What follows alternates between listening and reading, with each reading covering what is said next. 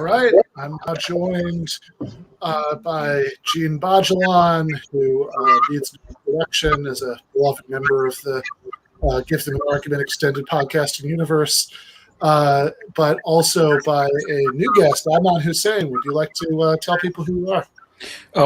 Yeah, I teach medieval Mediterranean and Islamic world history at Queen's University in Kingston, Ontario. And I host a couple of podcasts, one called The Mujlis, about Middle East Islamic world sort of stuff, and another one called Guerrilla History. Cool. Yeah, so you were the one who actually suggested this debate, which I'm excited about. So this is from 1986, and the four people are Bernard Lewis and Leon. I'm actually never quite sure how to pronounce his last name. I think it's Wieseltier. Wieseltier? Okay. So Bernard Lewis and Leon Wieseltier, versus the two, the debate topic is, so it's on it's the scholars, the media, and the Middle East, and they're facing off against Edward Said and Christopher Hitchens. So this was one indication of how long ago this was that Said and Hitchens were on the same side.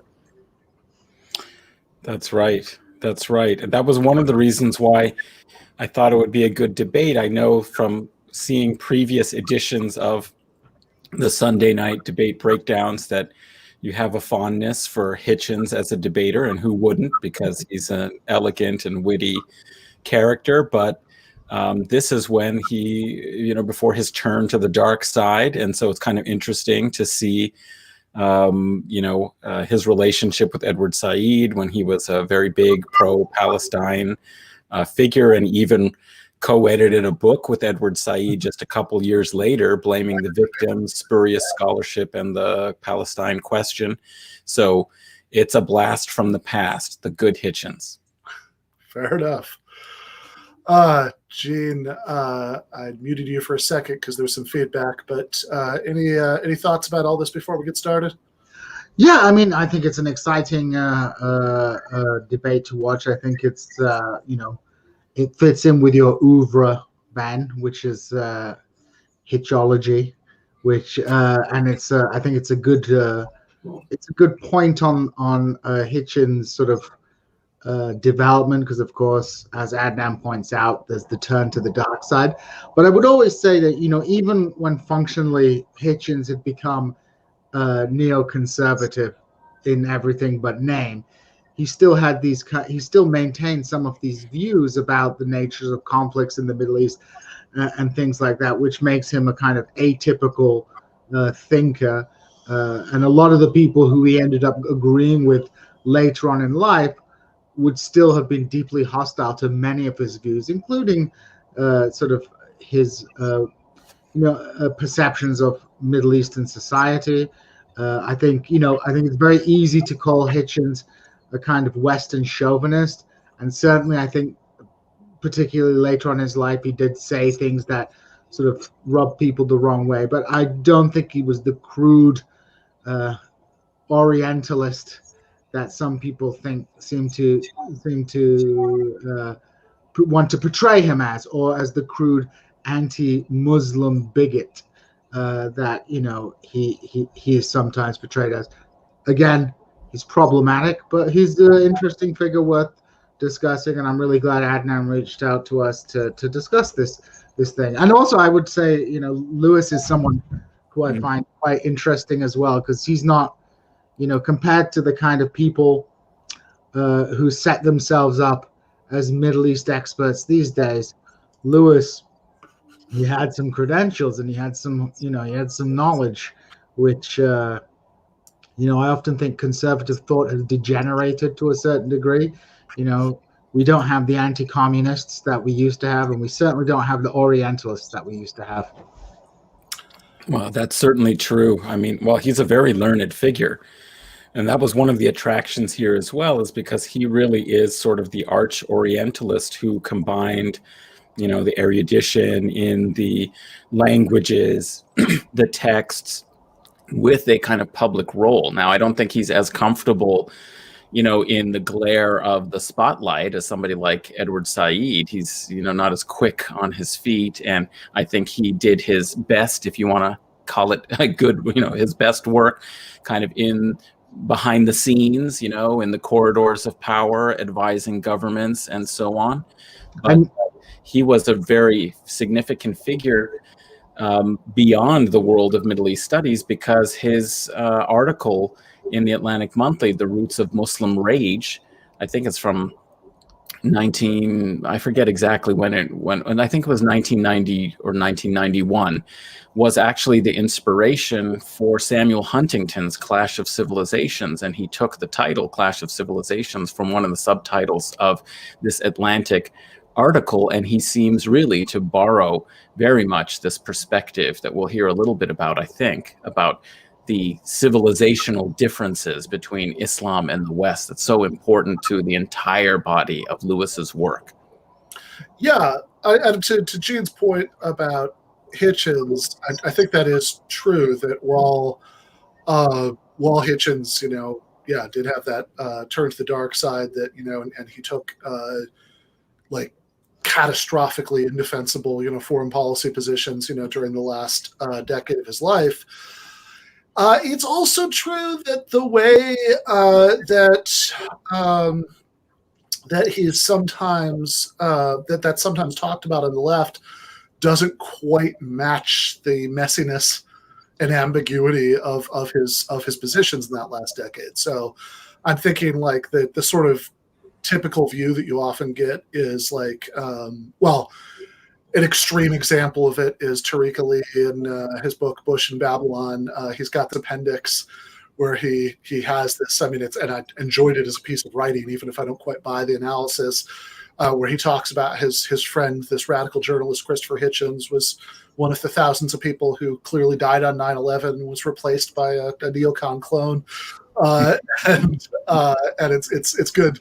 It's good writing, but also there is, I think, more continuity between his earlier and later positions than that quite lets on. Or like if you read like Norman Finkelstein's essay about Hitchens, it's very much in the same vein, and it's sort of treating him like the guy he's describing as this sort of very classic right-wing apostate isn't quite Hitchens. Like late bad Hitchens isn't quite that. Like even if you read like Hitch 22, which came out in 2010, I think, the chapter on Palestine in there still like he's still very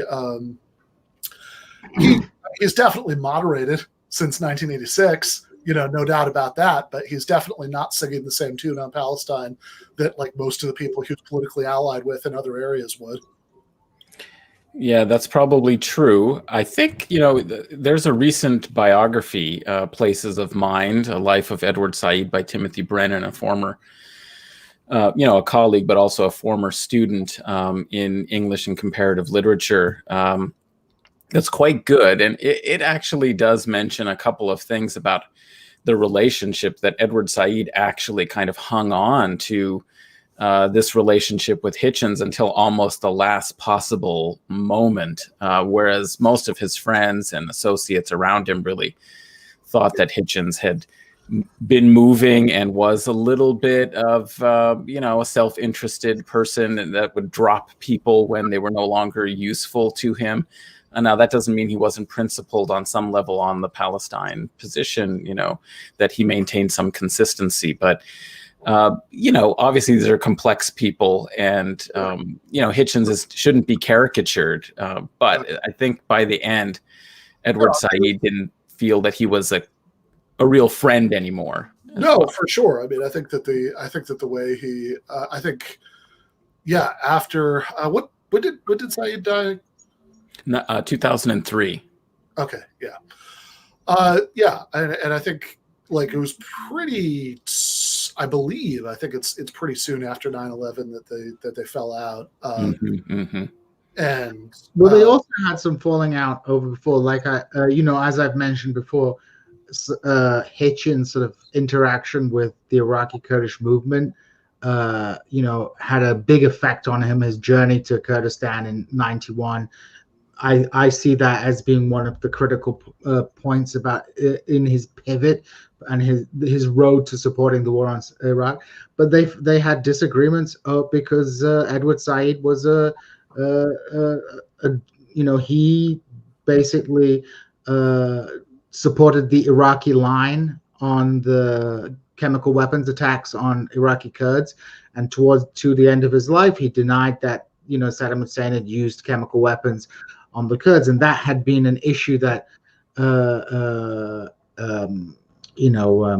Hitchens had used to justify his swing. So they had a serious disagreement, in the late '90s, early 2000s, pertaining to that kind of issue relating to the genocidal war of Saddam Hussein, because Saddam Hussein was a big supporter of the Palestinian movement, at least superficially, and so this kind of like a dynamic, I think, also plays into the sort of rift between the two. But obviously, it comes to a head in this post 9/11 world, where sort of the real focus of Hitchens' sort of political venom is directed at political Islam, broadly conceptualized, and he sees that as being the big sort of war that needs to be fought. Yeah, and I think I mean my read on all this, which Jane has heard before, is that I think that the relationship with their Iraqi Kurdish leadership, I don't think it was just a justification, without oversimplifying too much about motives. I think it really was part of the reason, that there were that some of these leaders in Iraqi Kurdistan were very good at had come out of the left, and they were very good at speaking a language that people like Hitchens were responsive to, to make their case, and so I think he was. I think that's the sort of like on the ground aspect of how he turned specifically on Iraq. He was against the first Gulf War in 1990, which he kind of retconned later. Like there are moments where he does, he's where you find him referring to that as like the liberation of Kuwait and things like that. That was definitely not his line in 1990, to put it mildly. In that essay that I mentioned at the end of Bush and Babylon, Tariq Ali extensively quotes the stuff that Hitchens was writing about American war crimes in Iraq in 1990. But also, I think that in a general sense, like one aspect of what's going on there, and I'm not denying that there could be an opportunistic aspect, or there could be that, which, whatever, people are complicated, doesn't have to be conscious, but you have a certain attraction to, after, he's been like going to DC cocktail parties for a long time, and you spend so much time hanging out with these people, you start to absorb some of their worldview, but also I do think that some of like what's going on a sort of 10,000 feet level is that after by the end of the 90s, Hitchens had given up on socialism, which was the political project that had, he'd been identified with for most of his life, and he gave up on that for pretty standard end of the 1990s kind of reasons, that in that end of history era that that he sort of gave up hope that was ever going to happen, and so in the absence of that project, he'd spent so much of his life traveling to places like Iraqi Kurdistan, or other places where people had suffered under despotic regimes, and still wanted some kind of like at the very least like democratic revolution there, and then for a lot of reasons I think was able to talk himself into a place where he could imagine the American empire as the vehicle of that, which is the very nicest thing you could say about it is it's a tragic mistake. Mm-hmm, mm-hmm. Well, he certainly did like his cocktail parties. I remember at lecture that I was sort of part of inviting him to at the University of Chicago right after 9/11, like November 2001. And we went out to dinner beforehand, which was kind of a mistake because he proceeded to absolutely load up before the actual lecture. And that only, improved his cantankerousness and willingness to take on all comers from the audience with his acerbic wit. But I guess the last thing I just would want to say for people who don't know that much about Edward Said is just that, one would have to say that he is one of the great scholars and public intellectuals of the second half of the 20th century. And his importance in the humanities in particular really can't be overstated. And with the 1978 book, Orientalism, he practically helps invent, post-colonialism, post-colonial studies. And it was followed the next year by The Question of Palestine, which is an absolute classic, and I still think is one of the best books written about the situation. And really the underappreciated Covering Islam, how the media and the experts determine how we see the rest of the world, from 1981. So you have kind of a triptych of works that really, express different aspects of kind of the same project.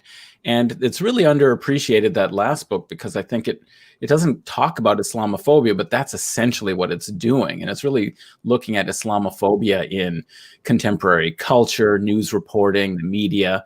And it was really ahead of its time in a lot of ways.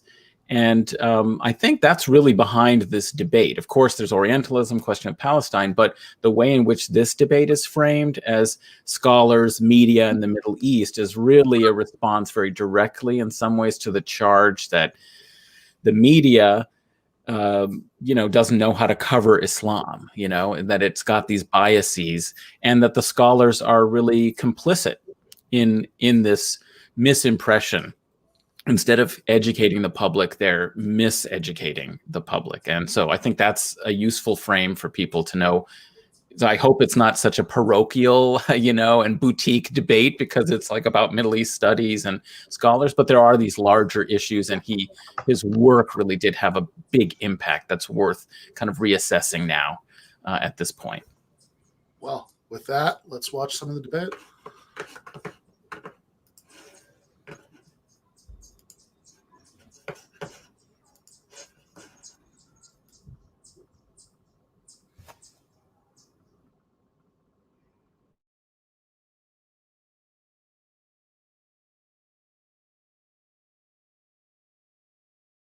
The choice is mine, I must disappoint you. I do not see my function here this morning as that of a gladiator, a bullfighter, a gunfighter, or any other kind of fighter, nor as a duelist. I come as a scholar to an organization of professional concern to all of us. A second point, I do not regard the serious matter which we are here to discuss as any one of the many problems and conflicts which at present beset the Middle East. Iraq, Iran, Arab, Israel, fundamentalist, secularist, or the like. There are ample other fora on which these can be discussed and, inshallah, solved. And perhaps more important, I think we all know that nothing that we say or do here this morning is going to have the slightest effect in the Middle East. We can change nothing.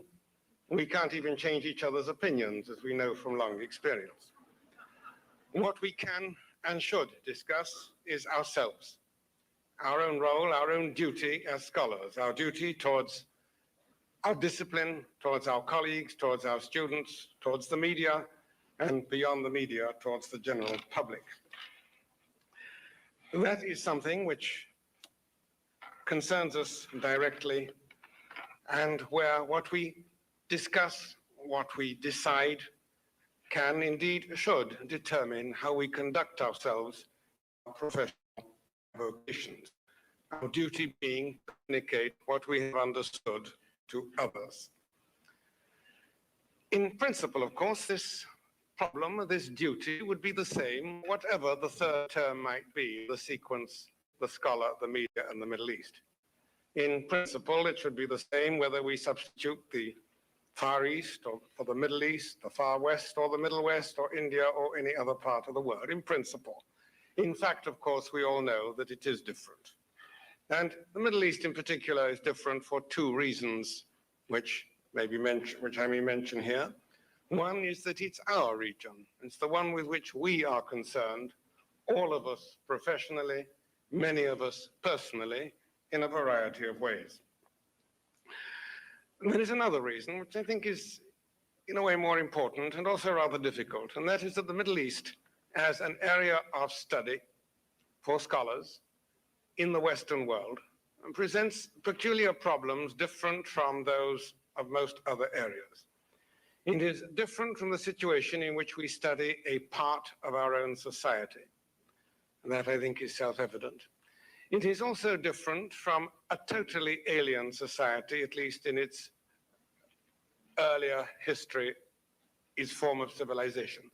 The Middle East is not like, say, India or China, which dawned at a fairly late date on the Western horizon, and concerning which we have no important prejudgments, no inherited traditional attitudes or stereotypes, nor, I hasten to add, because this is important, nor they of us.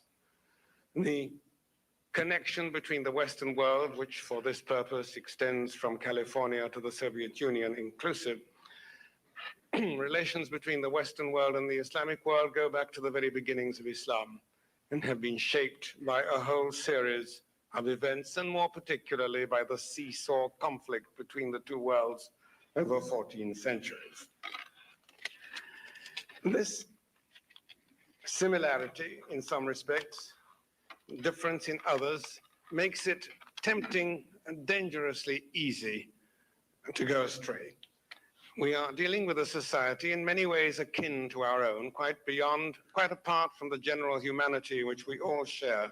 There are historical and cultural affinities, genuine affinities between the Middle East and the Western world, genuine affinities which can easily give rise to false analogies.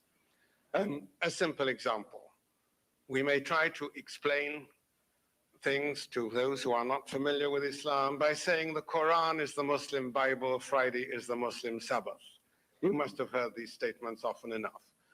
Up to a certain level, at a rather superficial level of discourse, these statements are accurate and informative. But as soon as we pursue them a little further, they become dangerously misleading. Because the Muslim approach to scripture is different from the Jewish or the Christian approach to scripture, as you can satisfy yourselves immediately by simply reversing the propositions. The Torah is the Jewish Quran, the Gospel is the Christian Quran. Doesn't make sense, does it? Nor does the other, really. In the same way, to take a more contemporary, more complex example, when we use such words as revolution, they have a different resonance in Islamic society against the background of Islamic history and tradition from that which they have in the West. In the Western world, the associations of the term revolution are the major revolutions of modern history, the American, the French, the Russian. In the Islamic world, there is a quite different revolutionary tradition, nurtured on different scriptures and classics, alluding to different history. And what matters, the evocative symbol, is not the storming of the Bastille, but the Battle of Karbala and other events of that time. And in order to understand, in order to seek to understand movements in another civilization, we must try to understand it in its own terms, in relation to its own history, to its own traditions, and its own aspirations. The result of this situation is often that we resort on both sides to stereotypes, to stereotyped images and explanations. In the course of the centuries-long confrontation, certain traditional attitudes have evolved on both sides. Among Western visitors to the Middle East, for many, many centuries now, two stereotypes predominate. The one political, that of arbitrary despotism, the other, shall we say, personal, that of unbridled sexual power. And the one relating to the Sultan's palace, the other to the women's quarters of that palace. And we have we have a whole series of descriptions. Thanks. Presenting Middle Eastern government, Islamic government, Ottoman government, whatever we choose to call it, in terms of arbitrary, limitless, irresponsible autocracy. In the same way, Western travelers love to dwell in immense detail on what goes on inside the harem, about which they certainly knew nothing, and one can see them drooling visibly in their largely imaginary descriptions. This kind of thing is, of course, bilateral. While Western travelers to the East speak of licentious men, Islamic travelers to the West usually speak of lascivious women. They were, for the most part, shocked. And one wonders why, if the encounter of East and West was really a meeting of licentious men and loose women, why they didn't get on better.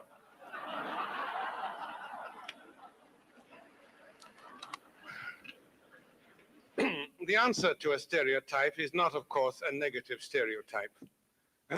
You do not refute the myth of unbridled autocracy by claiming that what existed was perfect democracy. You do not refute the myth of total subjugation of women by insisting that women had rights far beyond those claimed by NOW. What are we to do? I see that I have 1 minute left. What I shall offer is some general principles of how I feel a scholar ought to behave. You will probably say, yes, that's apple pie. To which I would answer, maybe, but don't forget we are living in a time when apple pie is under attack, when we are told that since perfect apple pie is impossible, we should eat raw dough and crab apples. I don't share that opinion. I feel that such values as civility, trying to maintain a decent level of debate, to cool rather than to heat passions, to persuade rather than to shout down an opponent, are values worth preserving, and one which we as professional scholars in particular owe to the society which employs us. I indecently shout you down. I apologize for interrupting before you finish, Professor Lewis, but if I'm to observe the rules, this is the necessity. Professor Said.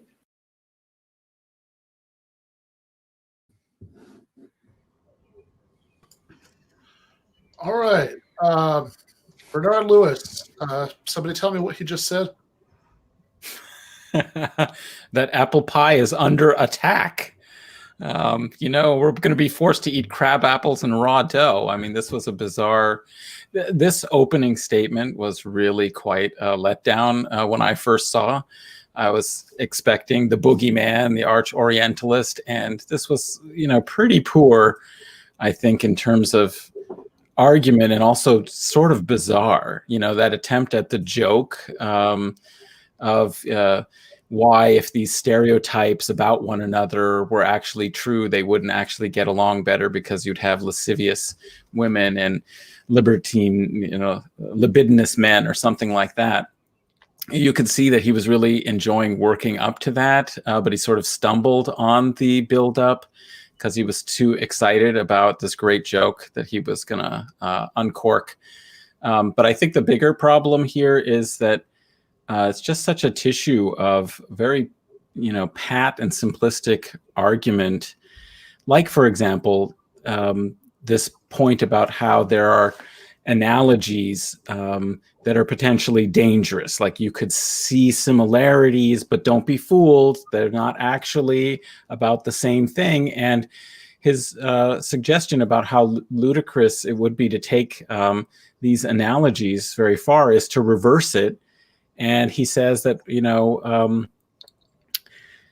describing the Bible as the Christian Quran or the Torah as, the Jewish Quran is just absurd, right? I mean, he just sort of suggests that, of course, we all would expect that that's a totally ludicrous thing to say, but what's so ludicrous about that? Yeah, exactly. If we're talking about these are forms of scripture, they might have slightly different attitudes towards scripture, but you can identify the category as the same. It's just that, by reversing it, you're saying that, maybe the Bible isn't the standard against which you judge all other religions, but he actually appeals to the unstated privileged norm of the Eurocentric position, as manifestly that it would be absurd to sort of compare, Western kinds of categories to, something from the Islamic world.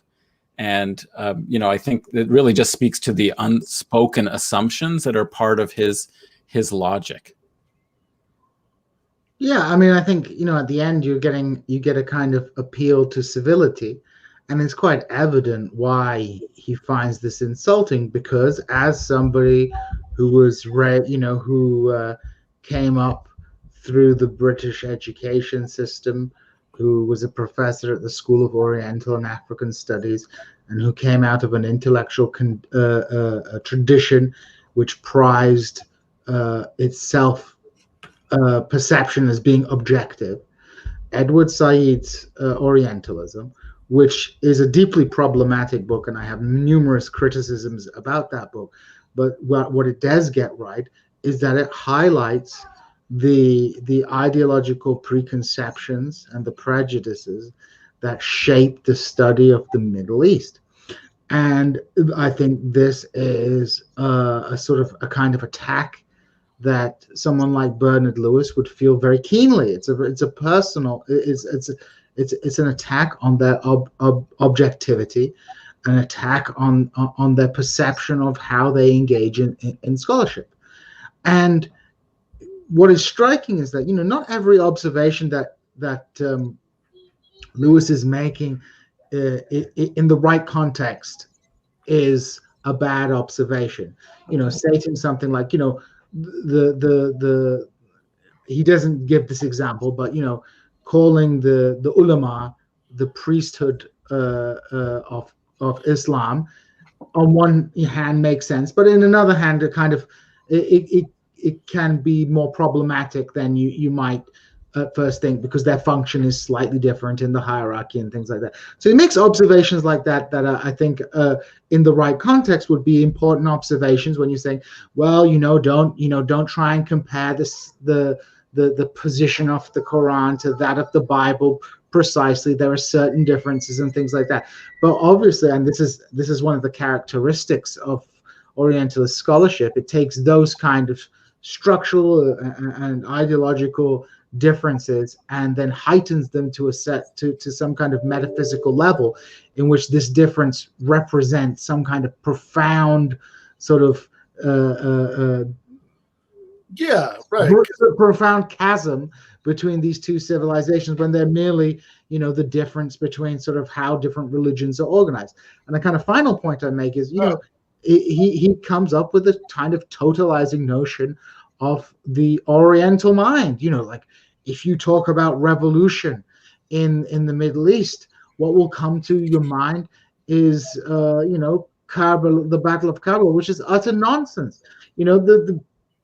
Yes, amongst some elements of the population at some time that would have been the case, but by 1986 plenty of revolutions have taken place in the Middle East. When you talk about you have 1908, 1905 in Iran, you have all the 50s and 60s revolutions.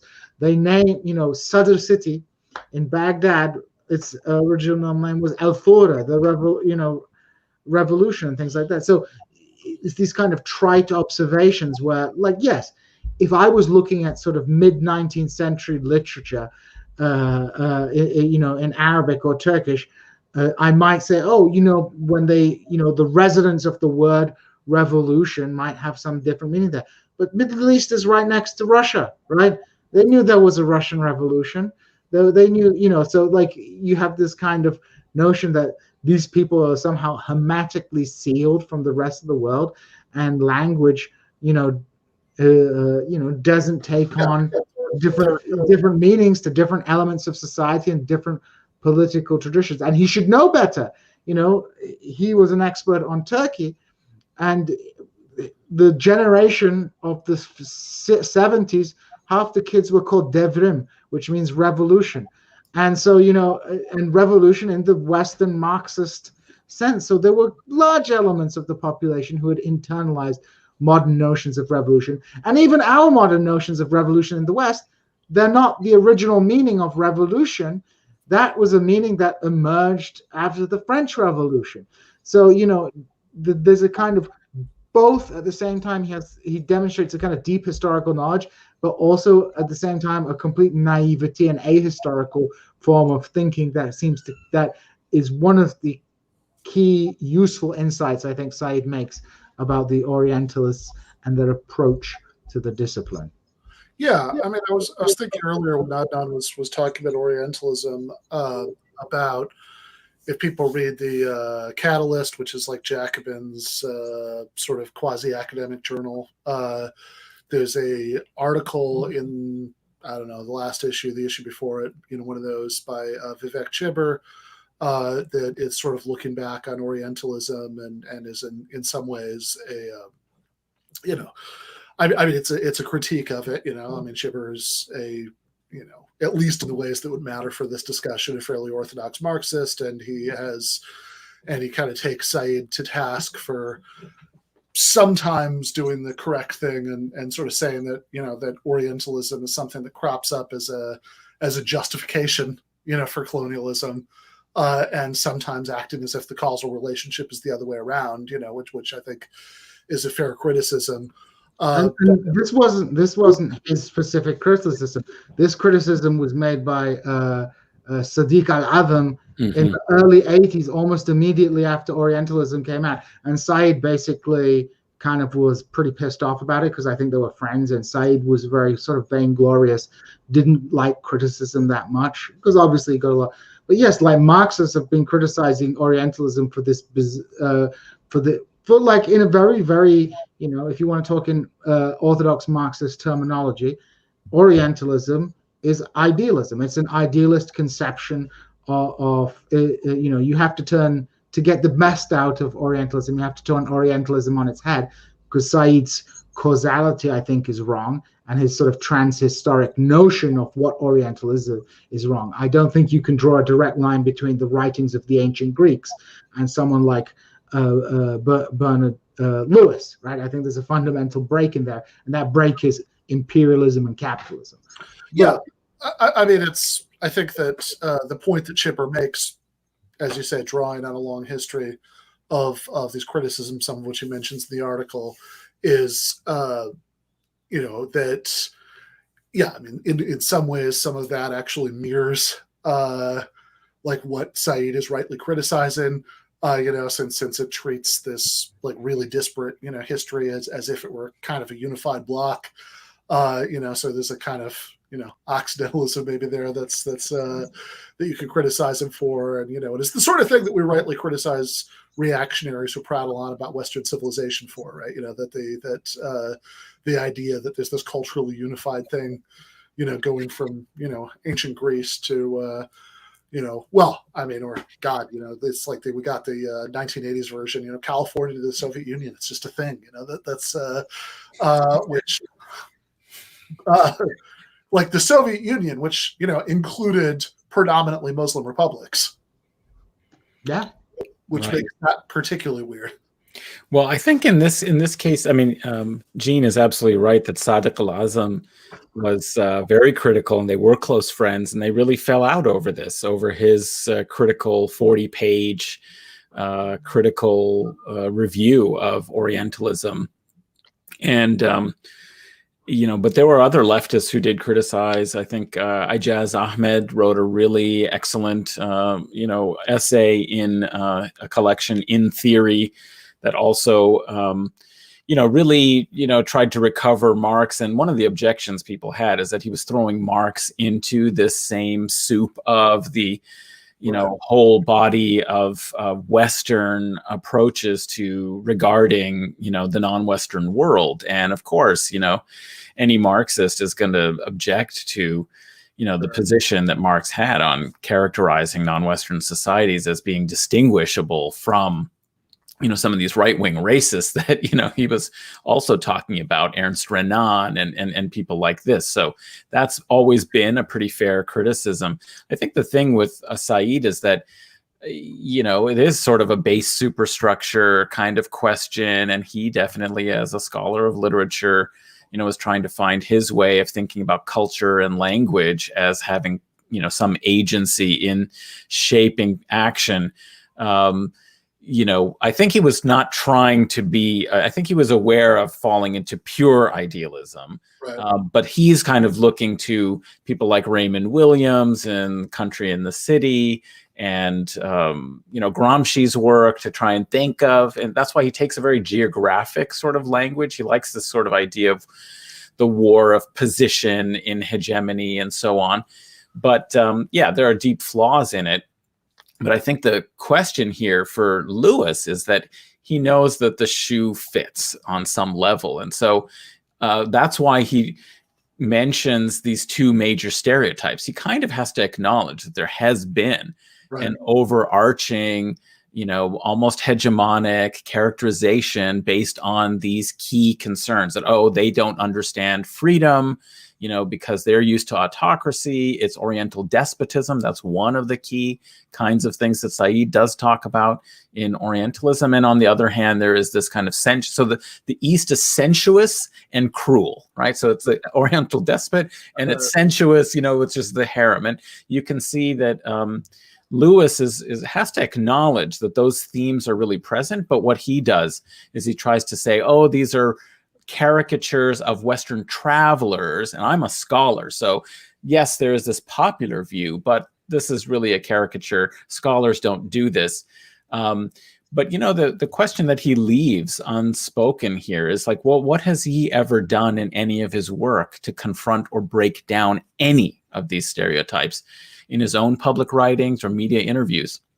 He always reinforces them, with learned references to Islamic history or Quranic and other theological texts from classical Islam to embroider what are fundamentally the same sorts of stereotypes, but in a more textured language. And I think the real issue is that Said and Lewis just have such fundamentally different views of what the obligations of a scholar and an intellectual are. I mean, one sees it as being a servant or a scribe of power and the status quo, whereas Said valorized the oppositional or confrontational intellectual, sometimes almost, too romantically and mythically, thinking that the intellectual could sort of confront power and criticize power like he does in Representations of the Intellectual, which is I think a very interesting book that people might want to consult. But now we're talking about Said, so maybe we should watch what he has. Yeah, no, for sure. I was just going to say what I was going to say is that in this Catalyst article from, I guess this is actually last fall, so it's a little longer ago. There was remembering, but but Chipper makes these sort of standard Marxist criticisms of Said, but he also says few works have had greater influence on the current left than Edward Said's Orientalism. In the first instance, has become the lodestone for critical scholarship around the colonial experience and imperialism, but more expansively, in its status as a founding text of post-colonial studies, its imprint can be discerned across the moral sciences, in race studies, history, cultural theory, and even political economy. Indeed, it's hard to think of many books that have had greater influence in critical scholarship over the last half century. There are some respects in which Said's placement of colonialism at the center of the modern era has had a salutary effect, not just on scholarship, but also on politics. Even as the left went into retreat in the neoliberal era, even as working class parties either shrank in influence or were absorbed into the mainstream, the centrality of anti-imperialism surprisingly remained close to the center of left discourse, an achievement in no small part attributable to Said's great book. And even as class politics is reemerging after its long hiatus, it is impossible to imagine a future in which the left in the core countries will ever repeat its sometimes baleful disregard for imperial aggression and for the aspirations of the laboring classes in the global South. in this recalibration of the left's moral compass, Said's Orientalism continues to play an important role. So, it's a critical essay, which I'd recommend people read if they want to know how this line of criticism we've been talking about goes. But I mean, it's also, I think extremely high praise at the at the beginning, and I think the thing that he's rightly praising him for is probably the thing that's most relevant to his confrontation with Bernard Lewis here, since Lewis, even though, I mean, there's a certain sense in which it's a weird opening statement, right? Like he's not in multiple ways. He's not saying anything very clearly at all. You have to kind of read between the lines to figure out how anything that he's saying is going to be relevant to the sort of debate that they're starting to have. And that, like some of those remarks are sort of cryptic, and you can kind of see what they might mean, and it sounds bad, like that thing about apple pie at the end. But I'm not, it's a little unclear, but certainly, like, yeah, he's acknowledging these bad stereotypes attributed to travelers, has nothing to do with scholars like me, but he's also never saying, yeah, but come on, like, sure, okay, we don't want to go too far stereotyping, but really, right? Like also, yeah, despotism, subjugation of women, etc., right? Which is not that it's even entirely wrong, but like it seems like the general point that he's making is one that's pushing back against justified critiques of Orientalism, and certainly I think the part that you identified earlier, like, yeah, it's fine. It'd be one thing if he was saying, okay, don't let the analogy between the Bible and the Quran mislead you into missing the following, subtle difference, right? But he's not doing that in this opening statement. He's just saying baldly, it would clearly be absurd to think that these two things are like each other, because clearly this is a deeply alien civilization. All right. So, yeah, let's watch Said.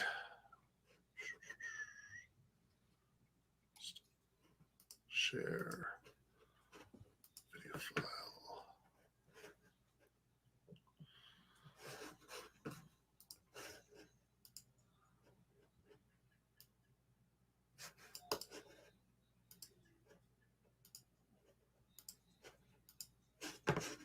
All right, know how to do this?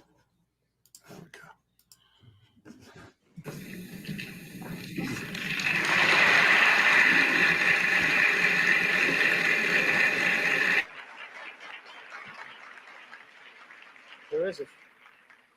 There is, of course, a fairly wide spectrum of scholarly work that's being done on the Middle East, and of course the MISA Convention program is evidence enough of this.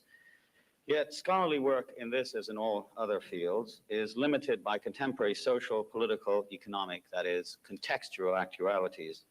No scholar ever feels that his or her work is well known enough, and nearly every one of us believes that public tastes and what is easily accessible for those tastes miss the importance of a given area of knowledge. There is no abstract knowledge. All of it is situated relative to other scholarship, to the realities of distribution and circulation, to the social institutions, rhetorical traditions, methodological procedures of the field, as well as to the political interests and the facts of power and dominance in a given society at given periods. To speak about scholars, media, in the Middle East here and now is to speak first of the contemporary United States. And in the United States, it's also to distinguish first between the mainstream print and broadcast media and the fringe left and right-wing press. Second, it is to distinguish between scholarly work on the Middle East that effectively remains secluded within the various specialist publications and those views and images of the Middle East in wide public circulation, where they are either confirmed or refined and repudiated by scholarly experts. Roughly speaking, there are a small handful of essential thematic clusters in today's media coverage of the Middle East. One, the pervasive presence of generally Middle Eastern, more particularly Arab or Islamic terrorism, Arab or Islamic terrorist states and groups, as well as a terrorist network comprising Arab and Islamic groups and states backed by the Soviet Union, Cuba, and Nicaragua. Terrorism here is most often characterized as congenital, not as having any foundation in grievances, prior violence, or continuing conflicts. Two, the rise of Islamic and Muslim fundamentalism, usually but not always Shia, associated with such names as Khomeini, Qaddafi, Hezbollah, as well as, to coin a phrase, the return of Islam.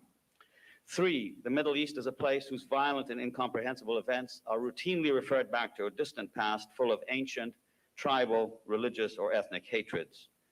4, the Middle East is a contested site in which our side is represented by the civilized and democratic West, the United States, and Israel. 5, the Middle East is the locale for the reemergence of a virulent, quasi-European, i.e. Nazi, type of anti-Semitism. 6, the Middle East is the fons et origo, the hatching ground of the gratuitous evils of the PLO. Yasser Arafat, whose poor media image is probably beyond repair, is the ranking figure in this cluster of motifs, whose basic message is that if they exist at all, the Palestinians are both marginal and entirely to blame for their misfortunes. Now, as it happens, these motifs coincide almost perfectly with current US policy. And as a superpower with by far the most interventionary force in the Middle East in money, arms, and political influence, we can safely characterize the United States, therefore, as being abetted in its policies by its media. How far this situation contradicts the rhetorical proclamations of a free, non-propagandistic press, I shall leave to your sense of charity. But that the picture of the contemporary and even the historical Middle East is misrepresented tendentiously, I shall not leave to your charity, I shall say it myself. It is a deeply flawed, deeply antagonistic, deeply uninformed and uninforming view that regulates what is covered and what is not covered. But to a considerable degree it has worked, and this is the shameful part, because of the active collaboration of a whole cadre of scholars, experts, and abettors drawn from the ranks of the Orientalist and special interest lobbies, among whom one, the Zionist lobby, has garnered a vastly disproportionate strength, given that Israel in the Middle East contains only 4 million inhabitants. Thus, in every one of the 6 constellations I have identified, there has been a major role played in formulating and affirming the circulation of this reductive material by members of a profession and its friends who do know better, but who do know what they do consciously to maintain American hostility towards the vast majority of Middle East people, encourage that hostility in its ideological fantasies, hasten it towards less rather than more knowledge, sympathy, and above all, understanding. And it must be added, there has been no significant scholarly deterrent or corrective to these views in the media. Those experts and scholars who might have provided less distorted, more interesting views have either not come forward or have not been chosen by the powers that be. Some specifics are in order. As against the 6 clustered I mentioned, no sustained, meaningful, and undeterred exceptions to them are to be found in the pages of the following, and here I speak of news coverage and opinion: the New York Times, the Washington Post, the New Yorker, the New York Review of Books, the New Republic, Commentary, Foreign Affairs, the American Scholar, Partisan Review, Policy Review, the Atlantic Monthly, Dissent, the New Criterion, Midstream, Tikkun, Moment, and the American Spectator. CBS, NBC, ABC, and PBS, in essence, work within the same paradigm. Most of the provincial papers, journals, and TV outlets depend on the mainstream majors to a large extent. As a test of my overall thesis, ask yourselves whether any of you can think of a media outlet whose guiding principles vis-a-vis Middle East coverage include the notions that Islam is never to be criticized, that the PLO, while prone to a few excesses, is basically democratic and lovable, that one or another Middle East state besides Israel is worthy of unrestricted US aid, and that Christianity and Judaism are basically violent, hypocritical, and depraved religions. Of course, no such publication exists, whereas in fact all the ones I've mentioned give unexamined support to precisely the opposite views. And why not, you may well ask? For after all, the media can call on a substantial roster of experts who regularly represent the Middle East for the US media and US policy. Note, and here I's must be dotted, that this roster virtually but not completely excludes Muslims and Arabs, although many are available. It includes people whose political sympathies are clearly inscribed in what they write, although, and this is the pity of it, some of the scholars persist in characterizing what they do as impartial or detached or expert. This is the point, and it raises the, to me at least, profoundly interesting question of how these scholars in the group continue to practice their art while remaining hostile, or at least antithetical to and substantially reserved about its central object, the religion and culture of Islam. The roster I have in mind is responsible for what is essentially the entire gamut of media representation of the Middle East. It includes Bernard Lewis, Elie Kaddouri, Walter Lacour, Ernest Gellner, Conor Cruz O'Brien, Martin Peretz, Norman Podhoretz, J.B. Kelly, Daniel Pipes. I could go on. I could supply you with a list of people who either could do a better or more informed job, or whose efforts to do the job have been systematically rebuffed. The US media is, I would say, much more predisposed to hearing Bernard Lewis explain the TWA hijacking by a long, abstract, and general account of Shia history until the Middle Ages than in hearing about the widespread ongoing debate between nationalists and supporters of Islamic tendency or between various factions within the Islamic tendency itself. The media is prone to welcome, I would say it is primed for Ernest Gellner's theses that Muslims are a nuisance and viscerally anti-Semitic, that their culture and politics can be discussed in thousands of words without a single reference to people, periods, or events.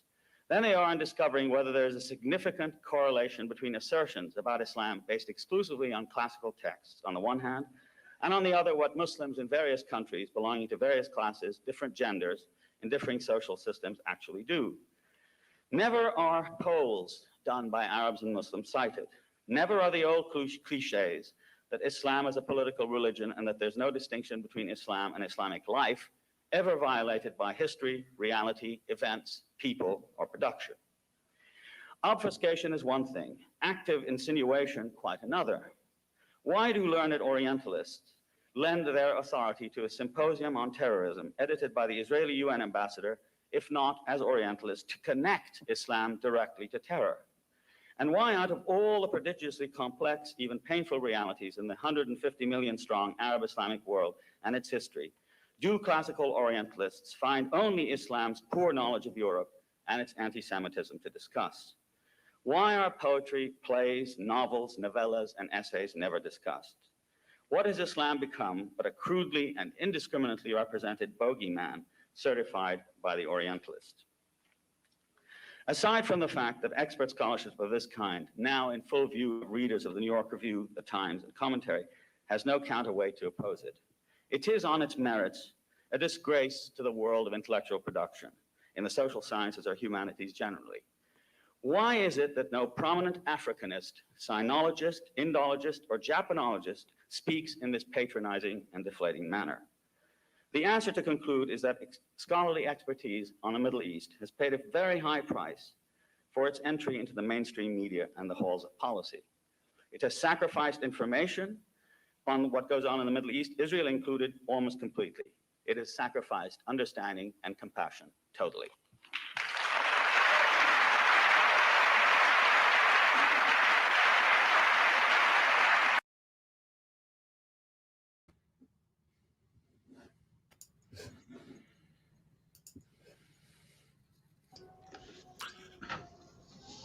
Guys, thoughts? That was I guess just to kick us off. I mean, if nothing else, before we even get into the content, just the contrast in like style and rigor between Lewis and Said is pretty amazing. Well, one person clearly took it seriously.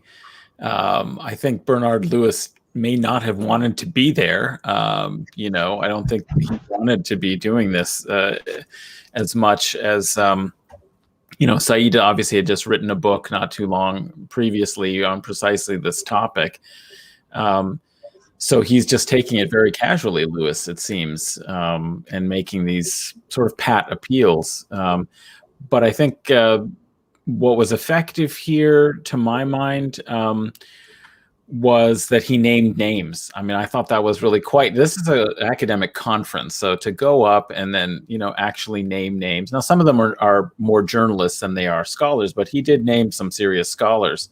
Daniel Pipes is still on Twitter. That's right. He's still going strong. He's still going strong, complaining about Muslim gangs in Europe because there were no gangs in. I follow Daniel Pipes to keep an eye on, but yes, he does name names. Yes. Yeah, so I mean, but I think here, I think one of the best pieces of evidence he uses is the way in which there seems to be some kind of continuity and affiliation between the then UN ambassador to Israel, one Benjamin Netanyahu, and scholars like Bernard Lewis, who contributes to this volume edited by Benjamin Netanyahu that was published that very year, 1986, called Terrorism, How the West Can Win. Okay, and it's like got Gene Kirkpatrick and other Cold Warriors from the sort of national security state like George Shultz, as well as journalists and people with all kinds of axes to grind in confabulating, Muslim terrorism essentially as the replacement for the communist threat that is already incubating here in their views, and establishing all the discourses that would be readily available in the post 9/11 world. Like this has already been sort of established, and Bernard Lewis contributes a piece to that. I guess my one question really about it is he and Lewis seem to agree, however, that there's something unique and specific about the West's, and they can talk about the West, we might break that down, relationship to the Middle East and Islamic world, that you can't find an Africanist or a sinologist. I mean, I think today you could find a sinologist who would say things that are as outrageous and patronizing and deflating. I think you could find one then. Yeah, and that's what I mean is, you probably could have found examples at the time. So he and Lewis sort of seem to agree on distinguishing the Middle East and Islam outside of all the other victims of colonialism and imperialism. And I'm not sure that that's the strongest way to approach the question. I think what Said does very effectively, though, is demolish the straw men that Bernard Lewis had constructed. And that was, Bernard Lewis said, you can't, you don't oppose the sort of preconception of Oriental despotism by claiming that the Middle East is a perfect democracy, or that the stereotype of complete women's subjugation by claiming that you have full like women have full rights. And that is a straw man, and that is a straw man that is still used rhetorically today. If you criticize an aspect of Western policy in the Middle East, you're assumed to be taking you're assumed to be supporting or endorsing the kind of diametrically opposed opposite. So if you say America shouldn't really attack Iraq, you will be attacked, or you were attacked on the grounds. Are you saying that Saddam Hussein is like a great leader and not a dictator and things like that? So I think Said effectively, says, just because we say nobody's saying that. I think it was Hezbollah are like a perfect political party in response to stereotypes about the Islamic movement. And I think another really strong point that he makes is, and he names Bernard Lewis in this, Yeah, I love that one. People are like, people will love this long, fancy reference to like Islamic history in order to explain sort of the latest aspect of Islamic terrorism. And I will say, from my personal experience, when I worked at the American University of Iraq in Suleimania, journalists would come to the university and they would look for a quote from someone with the appropriate academic credentials to give a quote.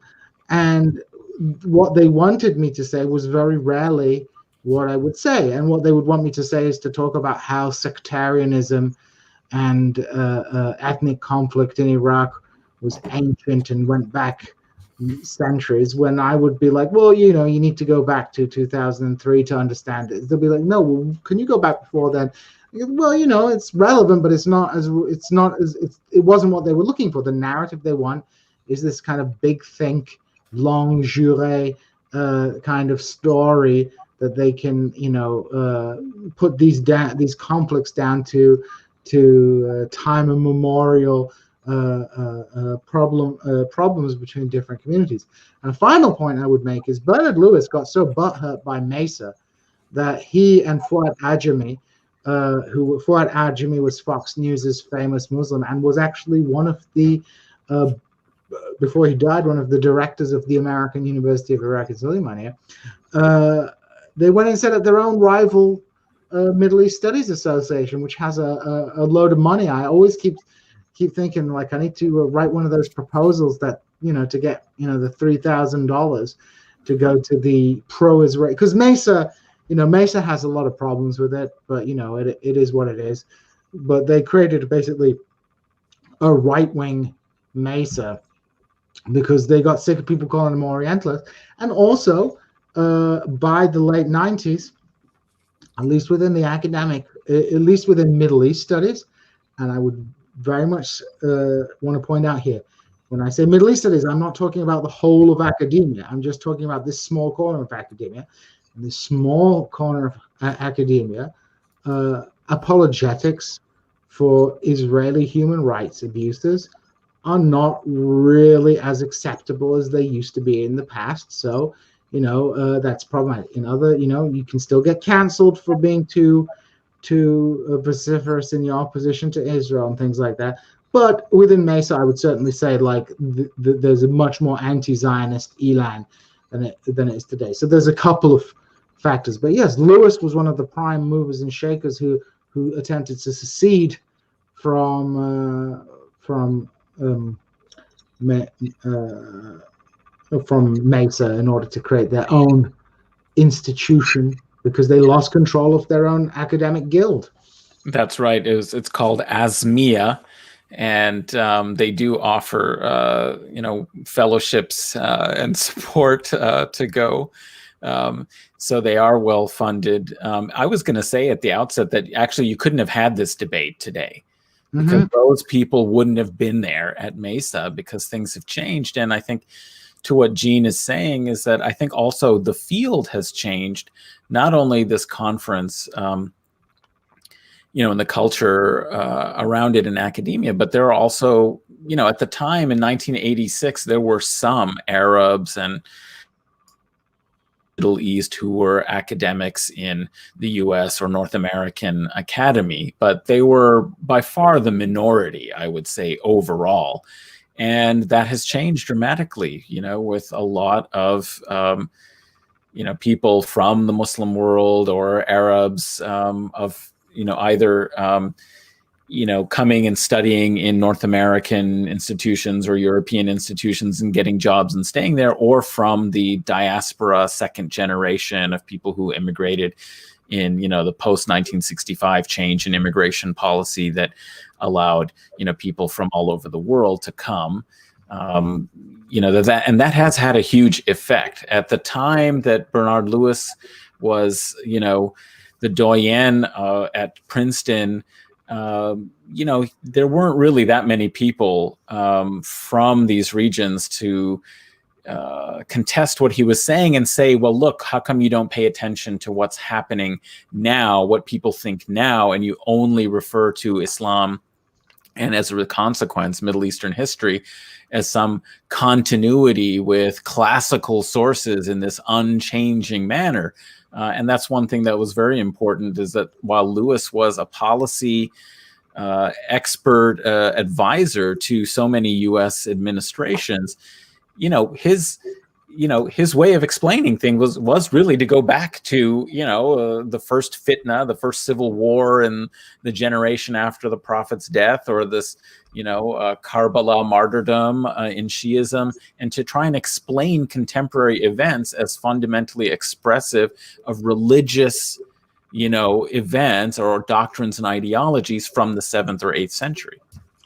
Yeah, I'm sort of imagining like an Iranian TV show doing a panel on the January 6th storm into the Capitol, where they the European and American studies, expert explains that, it's you have to understand it's like the War of the Roses and, all of this. Well, the War of the Roses would be more contemporary. It would be closer than looking at the Battle of Karbala. That would be like way more legitimate. But yeah, I think when you put it in that way, it does sound so asinine, right?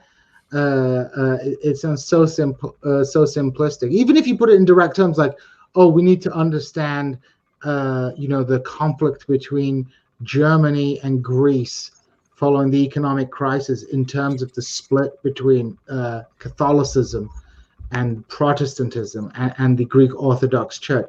It's completely ridiculous. Of course, understanding that history is useful to the scholar in the sense that those kind of historical examples are often reinterpreted, right? Like reinterpreted by different generations, and they provide idioms and vocabularies.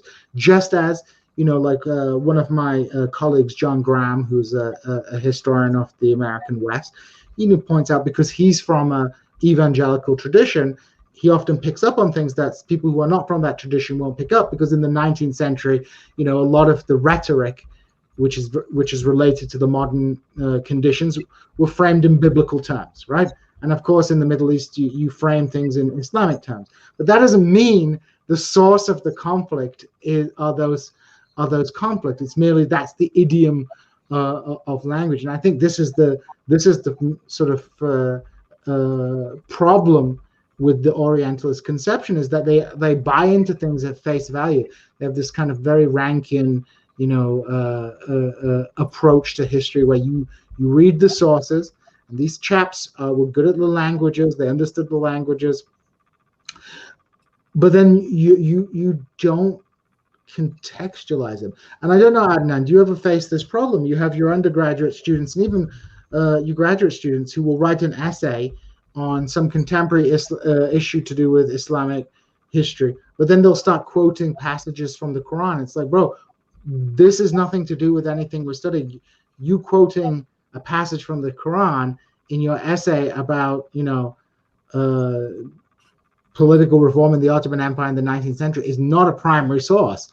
Like as if you're just going to, like textual sources from religion is like by its nature has some explanatory power, which it doesn't unless you contextualize it. Exactly. Well, this happens so routinely and in such widespread fashion, and among people who are otherwise extremely bright, sophisticated thinkers, critical, well-informed. You mentioned, Djene, that you had people coming to ask about ancient history, basically to talk about contemporary affairs. The same thing happened to me one occasion. In the Atlantic Monthly, there's a pretty famous article, "What Does ISIS, really want?" In the Atlantic Monthly, and it was written by Graham Wood, who I happen to know. He's a really intelligent person, and he wanted to talk to me because he had this idea that in order to understand the contemporary conditions of the caliphate, the entire explanation would be just going back to the 7th century and figuring out what happened then and what the doctrines around the caliphate were, and collapsing the 1400 or more years between 2015, and 632.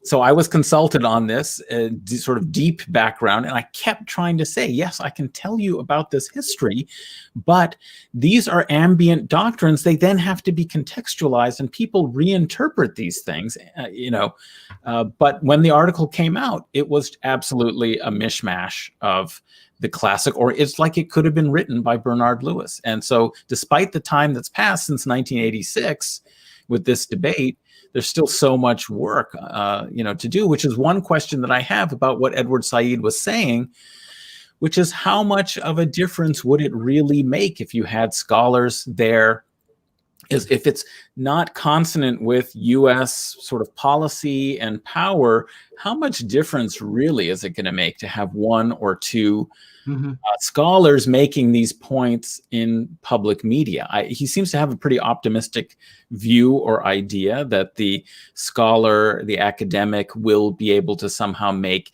a huge difference to these, if we believe Orientalism.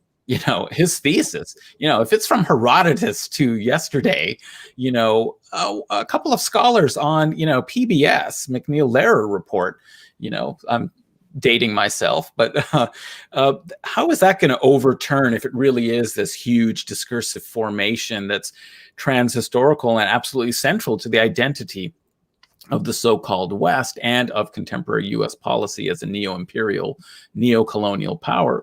You know, it's a real question I had about his. I completely agree with that, Adnan. This is, you know, comes back to something that my good friend in Cuba, who is on This Is Revolution with us, points out. He worked for years in the Defense Department, and his point was, if you didn't conform to the sort of ideological preconceptions, you didn't advance. If you're the guy who's going like, hey guys, you know, let's like give up on this Orientalism, this is a kind of dumb way of looking at Middle East policy. The problem is you're not going to advance through the tracks because you're not appealing to the preconceptions of the people. Like you said, people want to have this huge narrative history. They don't want you to say something like, well, you know, if you want to understand ISIS, you need to understand a better comparison is looking at the kind of endemic violence amongst gangs in Chicago, right? You know, where you have these youth unemployed, and then you have drugs put in, you know, on top of that, and then you know, in the case of Iraq, you have like, it's kind of like the Islamic sort of garb of this movement is a lot like LARPing. And what do I mean by that? It's like the guy calls himself Abu Bakr al-Baghdadi because he's like pretending like he's the original like caliph. And then you have like they refer to the West as the Byzantines, right? And they refer, you know, they refer to the East as the Sasanians, right? So they use this vocabulary, but it's like LARPing, right? It's like it's like these terms are not the motivation behind it. But of course, you know, that is not an attractive narrative. You know, a lot of the most famous historians and public thinkers are people who make really broad, sweeping statements about history and provide simple narratives that are attractive to kind of the, you know, superficial thinking of people with undergraduate degrees from elite universities. That is like, you know, big thesis, like something like Jamie Dimon would come up with. Or I recently read an article, what is Peter Turchin, this beetle expert, who has like a new mathematics voodoo to try and explain historical processes. Or someone like Niall Ferguson, who is a kind of a legitimate historian, but who basically provides these heliographies of power and, you know, does the old good old they call him the he gives the happy ending to those in power, intellectually speaking. He provides an intellectual justification for their nonsense. So this is, you know, an ungenerous interpretation of Said would be he just wants the West to be better at imperialism by understanding the Middle East. That would be ungenerous. You know, he wants the policymakers of the capitalist state to be a little bit more sensitive towards, you know, Middle Eastern people. That's ungenerous. And I think there is a kind of, just in the way that, you know, critical race theory and sort of these sort of critiques of white supremacy in the West can be used for kind of liberal sort of political projects. I think there's a sort of strand of people who take up the vocabulary of Orientalism, but who don't, you know, who want to maintain the status quo. But, you know, I think on the other hand, I think it's kind of, I think it's like you said, and it's wishful thinking, because it's the what comes first. It's the preconceptions and the systems of power that are creating the need for this ideology, whether consciously or unconsciously, to provide justifications for the policies that take place. And you can critique that, but at the end of the day, you're not going to advance because they don't want to hear it. Right. All right, let's keep going.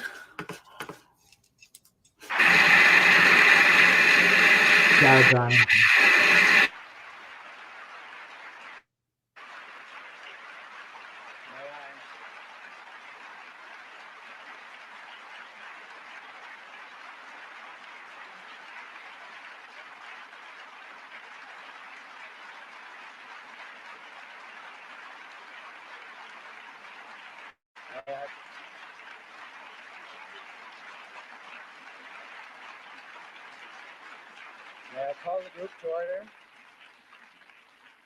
Our next speaker is Leon Wieseltier of the New Republic, literary editor of the New Republic.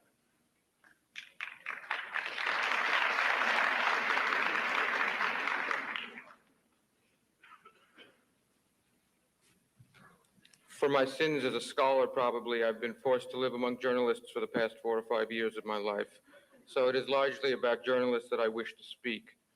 I would begin my remarks by saying that it is beyond any doubt there is a disgraceful and almost systematically distorting image of Islam that is presented in the American media. More often, these distortions are about Islamic culture and religion and society than of Islamic politics, and such distinctions must be made. Sometimes these distortions are anti-Muslim, sometimes they are not. One does not have to be anti-Muslim to be anti-Gaddafi or anti-Khomeini, though I'm sure it helps. Just last week, more evidence of this distortion was given as Washington assumed that its conventional wisdom concerning Mr. McFarlane's mission to Iran, that there are no moderates in Iran, period. That it was almost a definitional matter that anyone who lived within the borders of Khomeini's Iran was crazy. About this, I have no argument. There are, however, a number of complicating and I think important points or qualifications that I would like to introduce into the discussion for the purpose of arriving at two rather broad and coarsely stated conclusions. The first is that some of this almost insurmountable ignorance about the Islamic way of life is owed not to any particularly anti-Muslim prejudice, but to the almost insurmountable ignorance of the American media about everything foreign to the United States. The intellectual shallowness of journalists needs no documentation by me. The system of foreign policy reporting, according to which a man who has spent 5 years in Warsaw must land in Beirut on Tuesday and be an expert about it, is well known to all of you. The lack of linguistic competence doesn't help, though in the case of a man like Thomas Friedman of the New York Times, who does know and speak Arabic, it shows quite clearly what difference the language makes. The coverage of India, of China, of Africa in the American media is just as disgracefully ignorant as the coverage of the Middle East. Second point, the coverage of Israel, of the Jewish point of view, call it what you will, of Judaism certainly, and indeed of the American way of life, the distortions contained within that coverage in the Arab press are no less spectacular than some of the distortions that are contained in the Western press about the Islamic way of life. Are those distortions anti-Semitic? Sometimes they are, but sometimes they are not. And indeed, the interesting thing about them, to my mind, is not whether or not they are anti-Semitic, but the extent to which they point to the more common difficulties of the interpretation of one culture by another culture across vast cultural differences. 3, there is the very delicate question of stereotypes about which I have time only to speak crudely. Stereotypes are the sort of lie that succeeds precisely because there is always a grain of truth in them, and I include the anti-Semitic stereotypes of the Jew in that generalization. For example, there has emerged since the revolution, since Khomeini's revolution in Iran, the famous and fabulous stereotype of the Muslim fundamentalist. Now, it seems obvious that Muslim fundamentalism is a coarse exaggeration based on ignorance of a very complicated phenomenon. It is obvious that the full intellectual, theological, cultural, political, social meanings and machineries of the Iranian Revolution have not been understood in this country.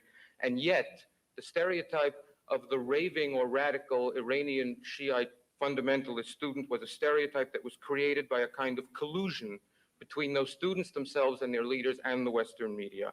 Many of the events that led to the worst American prejudices were staged for the purpose of reaching American living rooms. 4, there are biases in the coverage of Israel too. I will try to deal with them quickly, and no doubt we will discuss them some more. The war in Lebanon, in my view, was a wrong war and in some ways a disastrous and disgraceful war. But the vilifications of Israel that appeared in the American press during that war were as egregious a violation of journalistic principle and intellectual honesty as I have seen.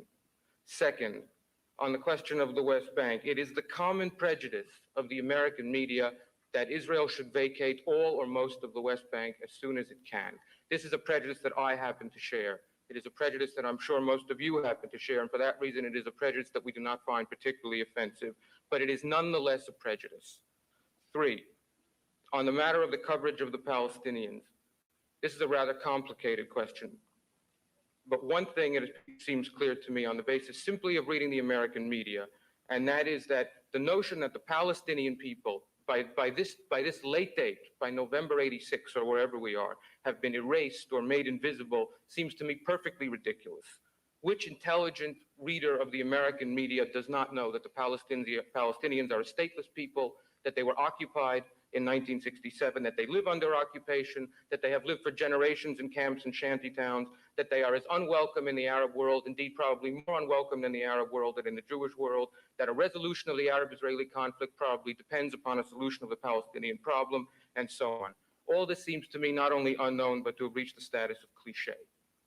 My final 2 coarse conclusions, I rather coarsely stated conclusions, I think they're rather exquisite myself.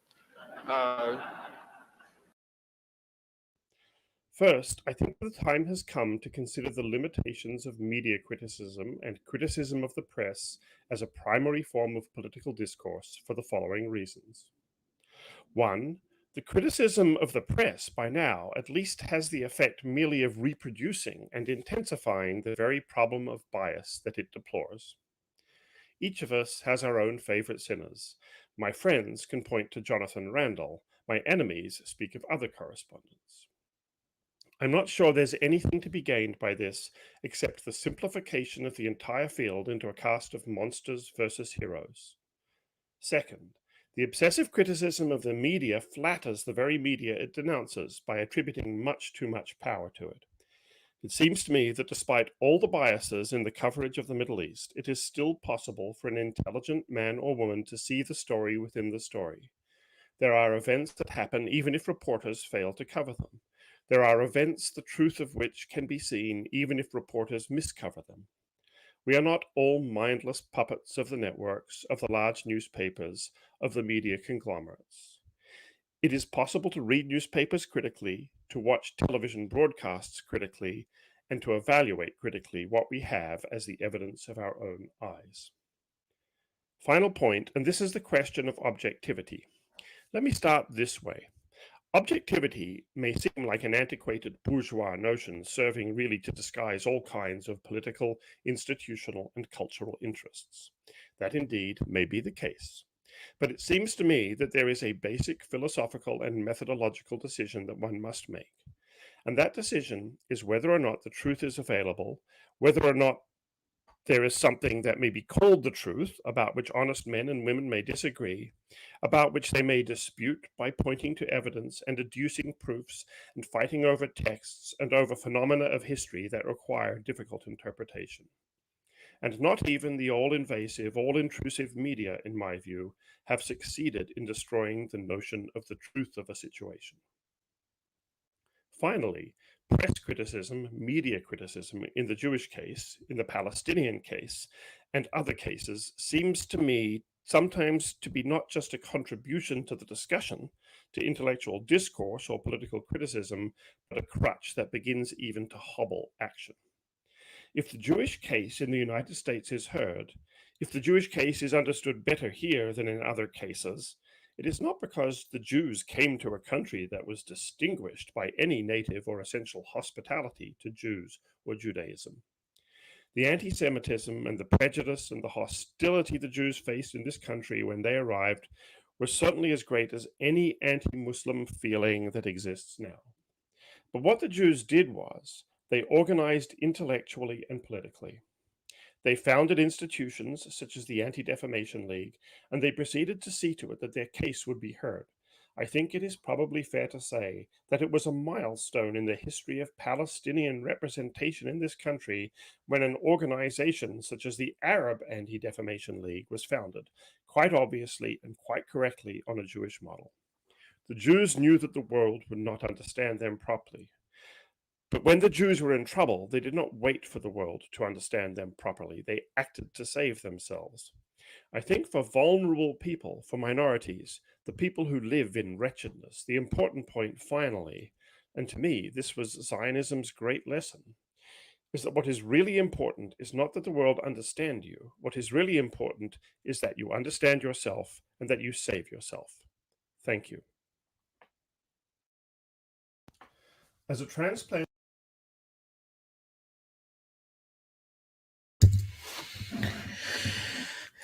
So did I heard this correctly? I wasn't having a brief auditory hallucination here.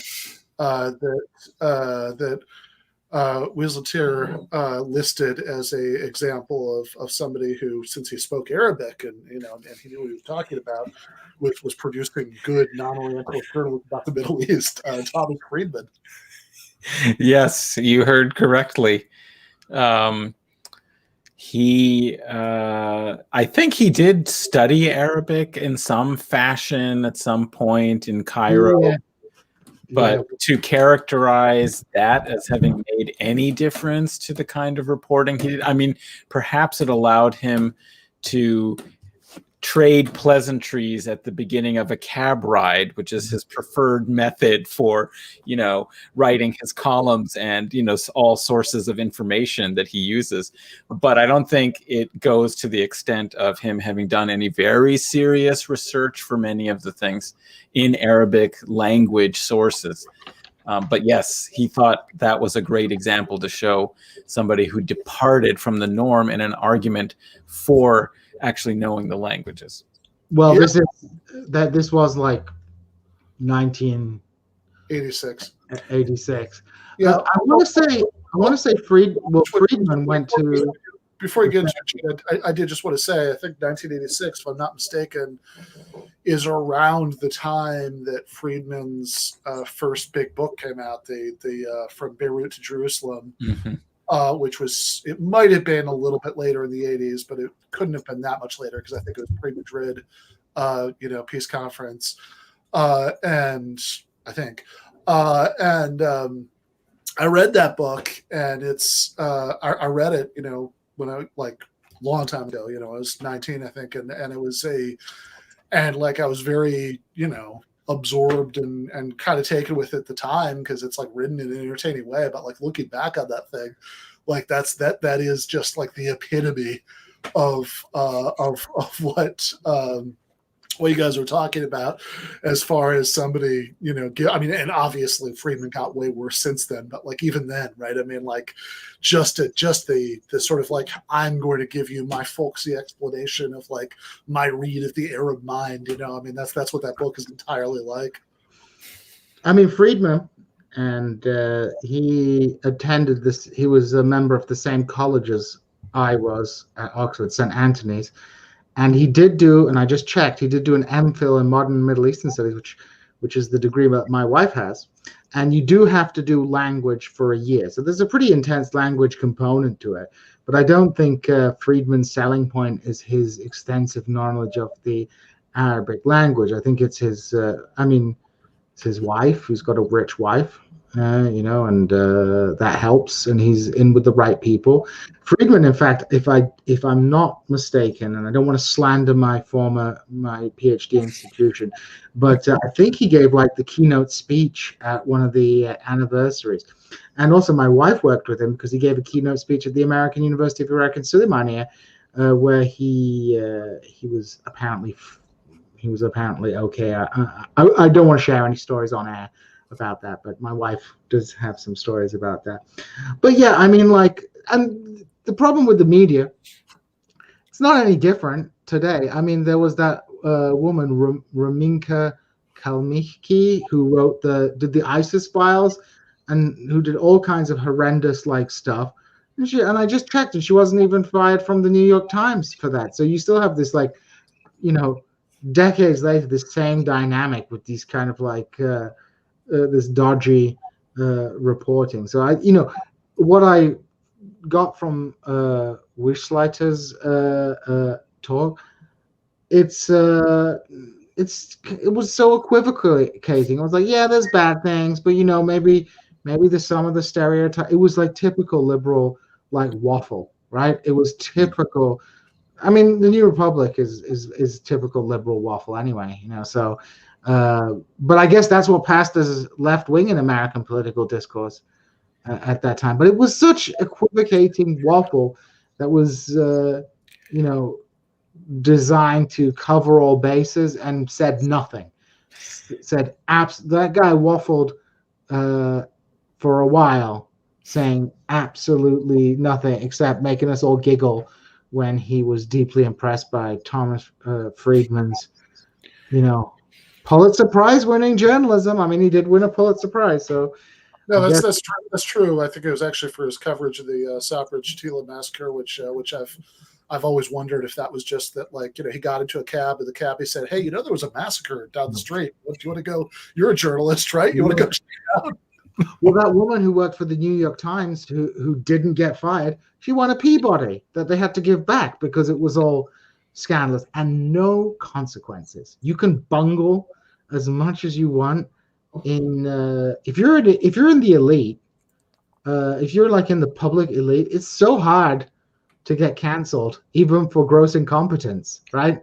Like, you would think fabricating news stories as a journalist would end your journalism career, right? But apparently, this is such a contrast with that young AP reporter who doesn't even work on, the Middle East, but is like, somewhere in like the Western U.S. bureau, who got fired because of some tweets as a college student that seemed, to be beyond the pale for the right-wing reactionaries that police the media routinely now, it seems. So she got fired over that. Very mysterious circumstances, what the actual violation of the media policy, the social media policy was. But I have to say, I mean, I thought, okay, this is classic liberal stuff, but I think there's a certain bizarre charm to Wieseltier's performance here, I think. I mean, he's a very lugubrious liberal. Like, there's so much hand-wringing, it's world-weary. This is just the way it is. People don't read. Americans don't know anything. So it's just because they don't, pay attention to what's going on in the Middle East. That's the same. So, in fact, actually, he has the reverse strategy of Lewis here. Is he's saying the Middle East is like the rest of the world. Americans aren't informed. They don't care. And we shouldn't really say that there's a special or unique problem. And in fact, that's his whole point, is that everybody is terrible. The Arab press is really bad too. And he equates these things. He creates these unbelievable equivalences. But the idea that the American press, on the Lebanon war, were beyond the intellectual honesty in their pursuit of prejudicial characterization and condemnation of Israel. I mean, that is like a bald-faced, ridiculous statement that he makes there. But my favorite, because he had so many great hits here. I mean, my favorite is the characterization as common prejudice of the American media, the idea that international law and UN resolutions about the illegality of Israeli occupation of the West Bank is just a common prejudice, and that we tolerate it because we all share it. Firstly, I don't know which media has been media outlets have been pointing this out regularly during that time or since, but the idea that that's a prejudice, he characterizes that as a prejudice rather than what it would be, which is just merely stating what international law is, UN resolutions, what they state. That was such bad faith. I mean, he is the king, it seems to me, of bad faith. but I think he obfuscated far more successfully in some ways and sympathetically than Bernard Lewis did. Yeah, fair enough. Which I was just checking, by the way, the history. So he was so Wieseltier, not relevant but interesting, was the literary editor of the New Republic until 2014. It was revealed in 2017 that several former employers accused him of sexual harassment. Classic. Yeah. No wonder he was so lugubrious. Yes. Let's see. Several women said they were humiliated. Mr. Wieseltier sloppily kissed them on the mouth, sometimes in front of other staff members.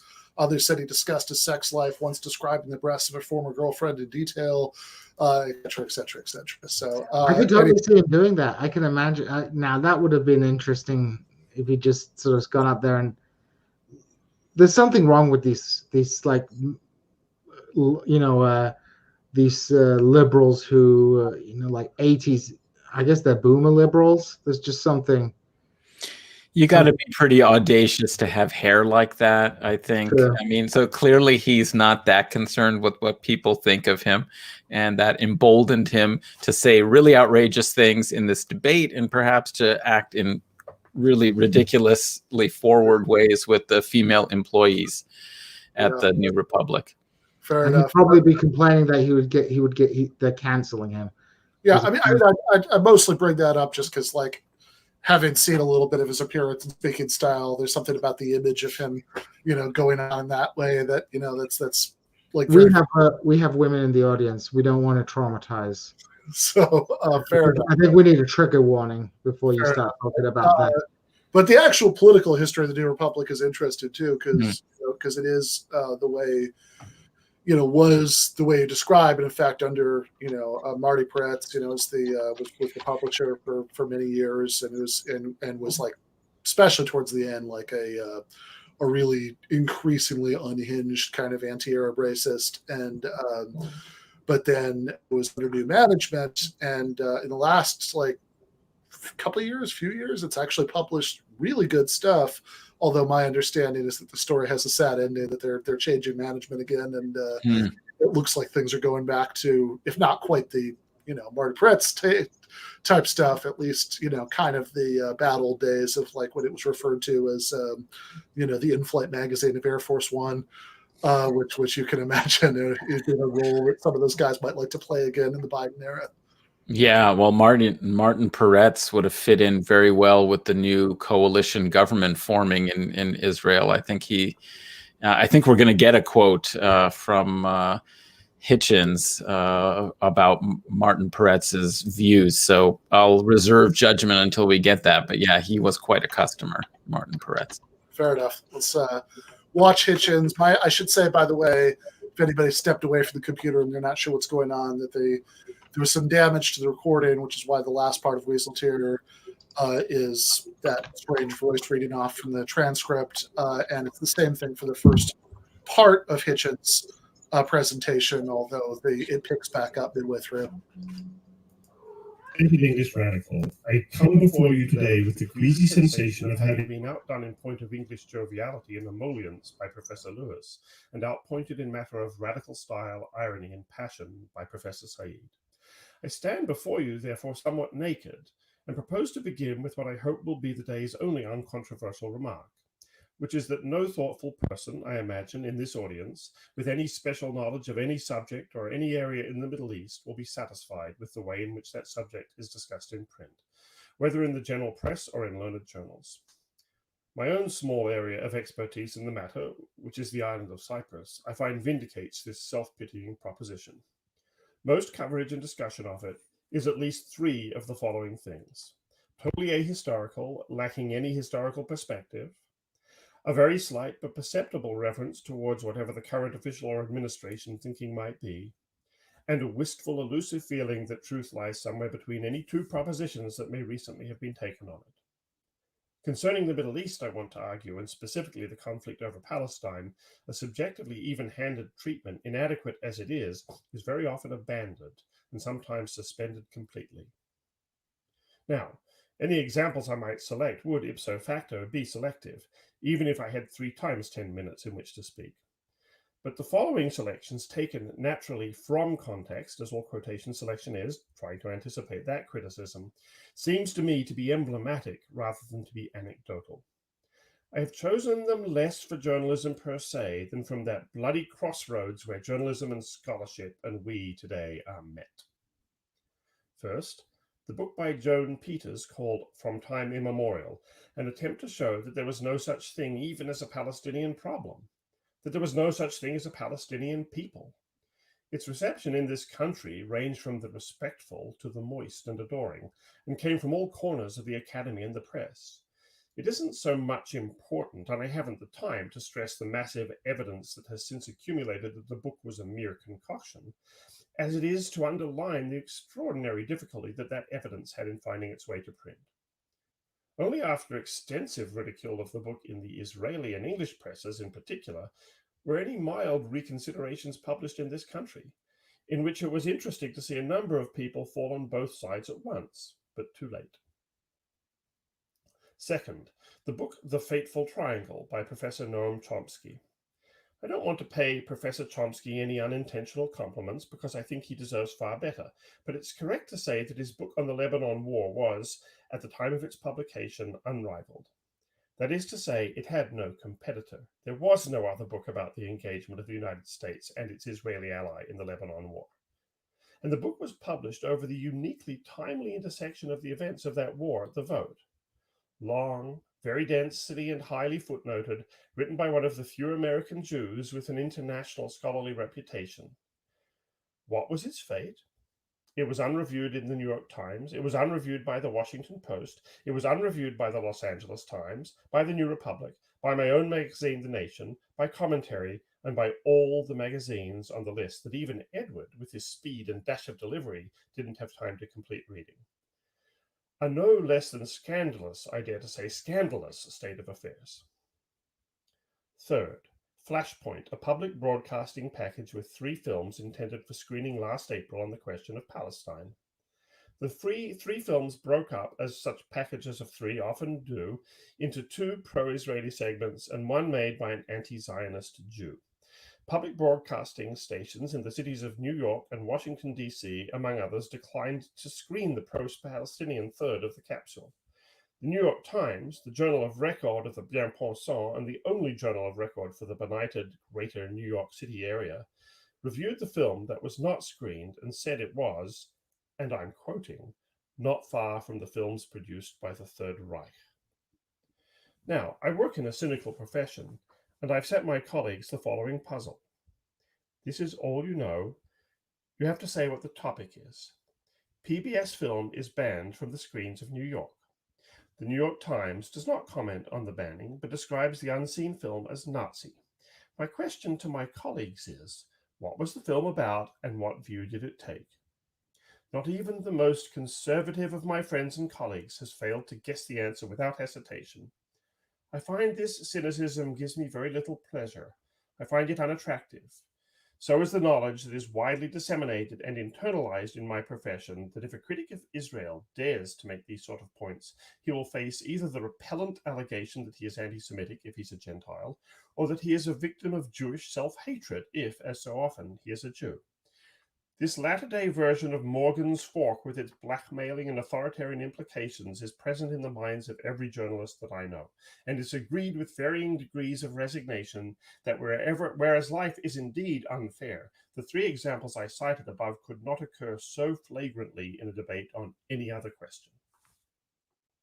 That if a critic of Israel dares to make these sort of points, he will face either the repellent allegation that he is anti-Semitic, if he's a Gentile, or that he is a victim of Jewish self-hatred, if, as so often, he is a Jew.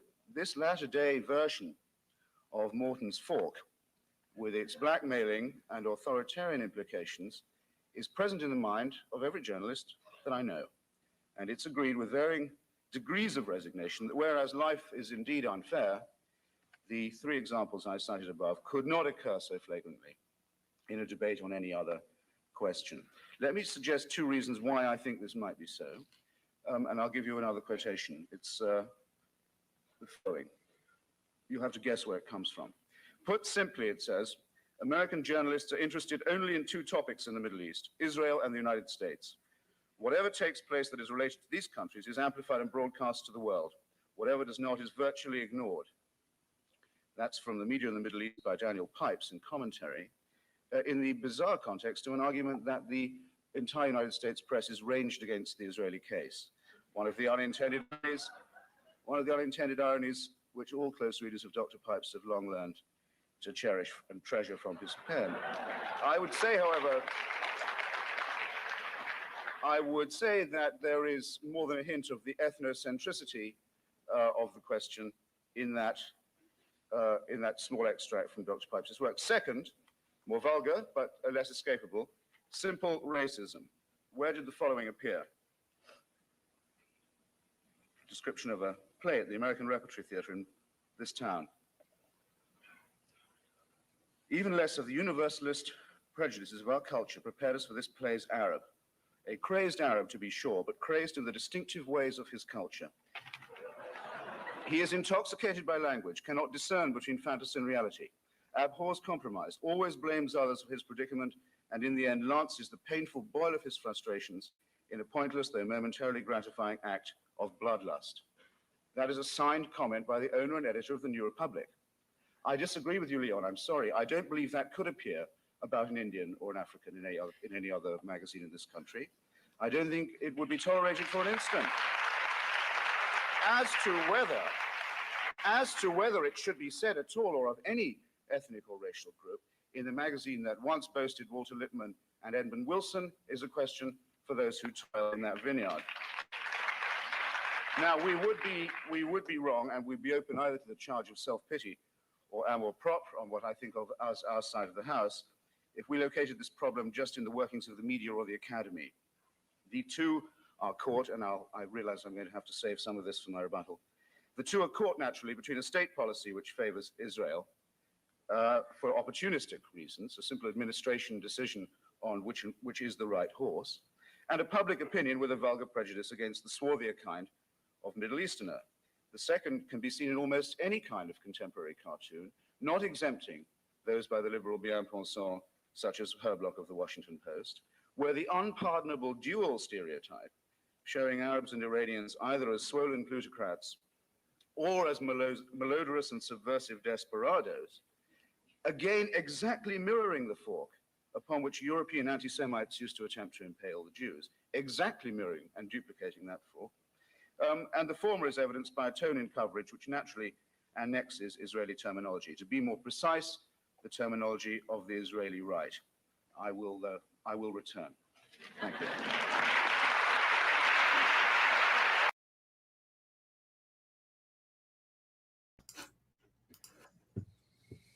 Yeah, sticks that knife in just perfectly on Peretz.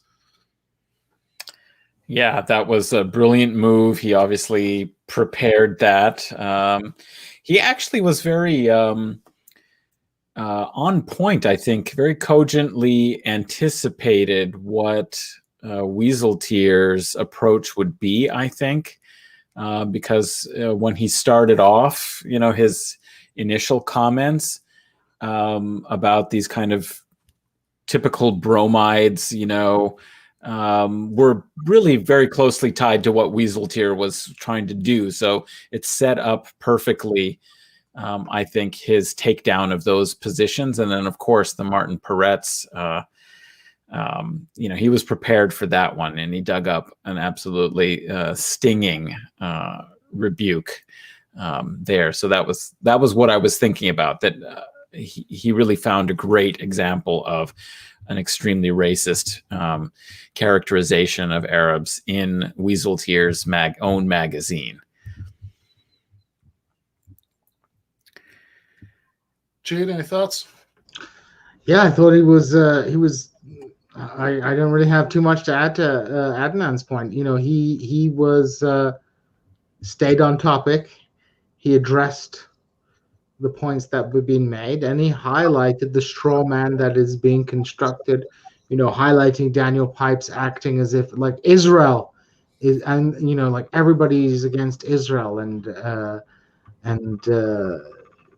sort of really hits on the kind of gaslighting that is often done by sort of pro Israeli lobby, which makes the claims that Israel is the one that's being slandered and under attack, and really demolishes that kind of that point, which is still a point that is put forward today.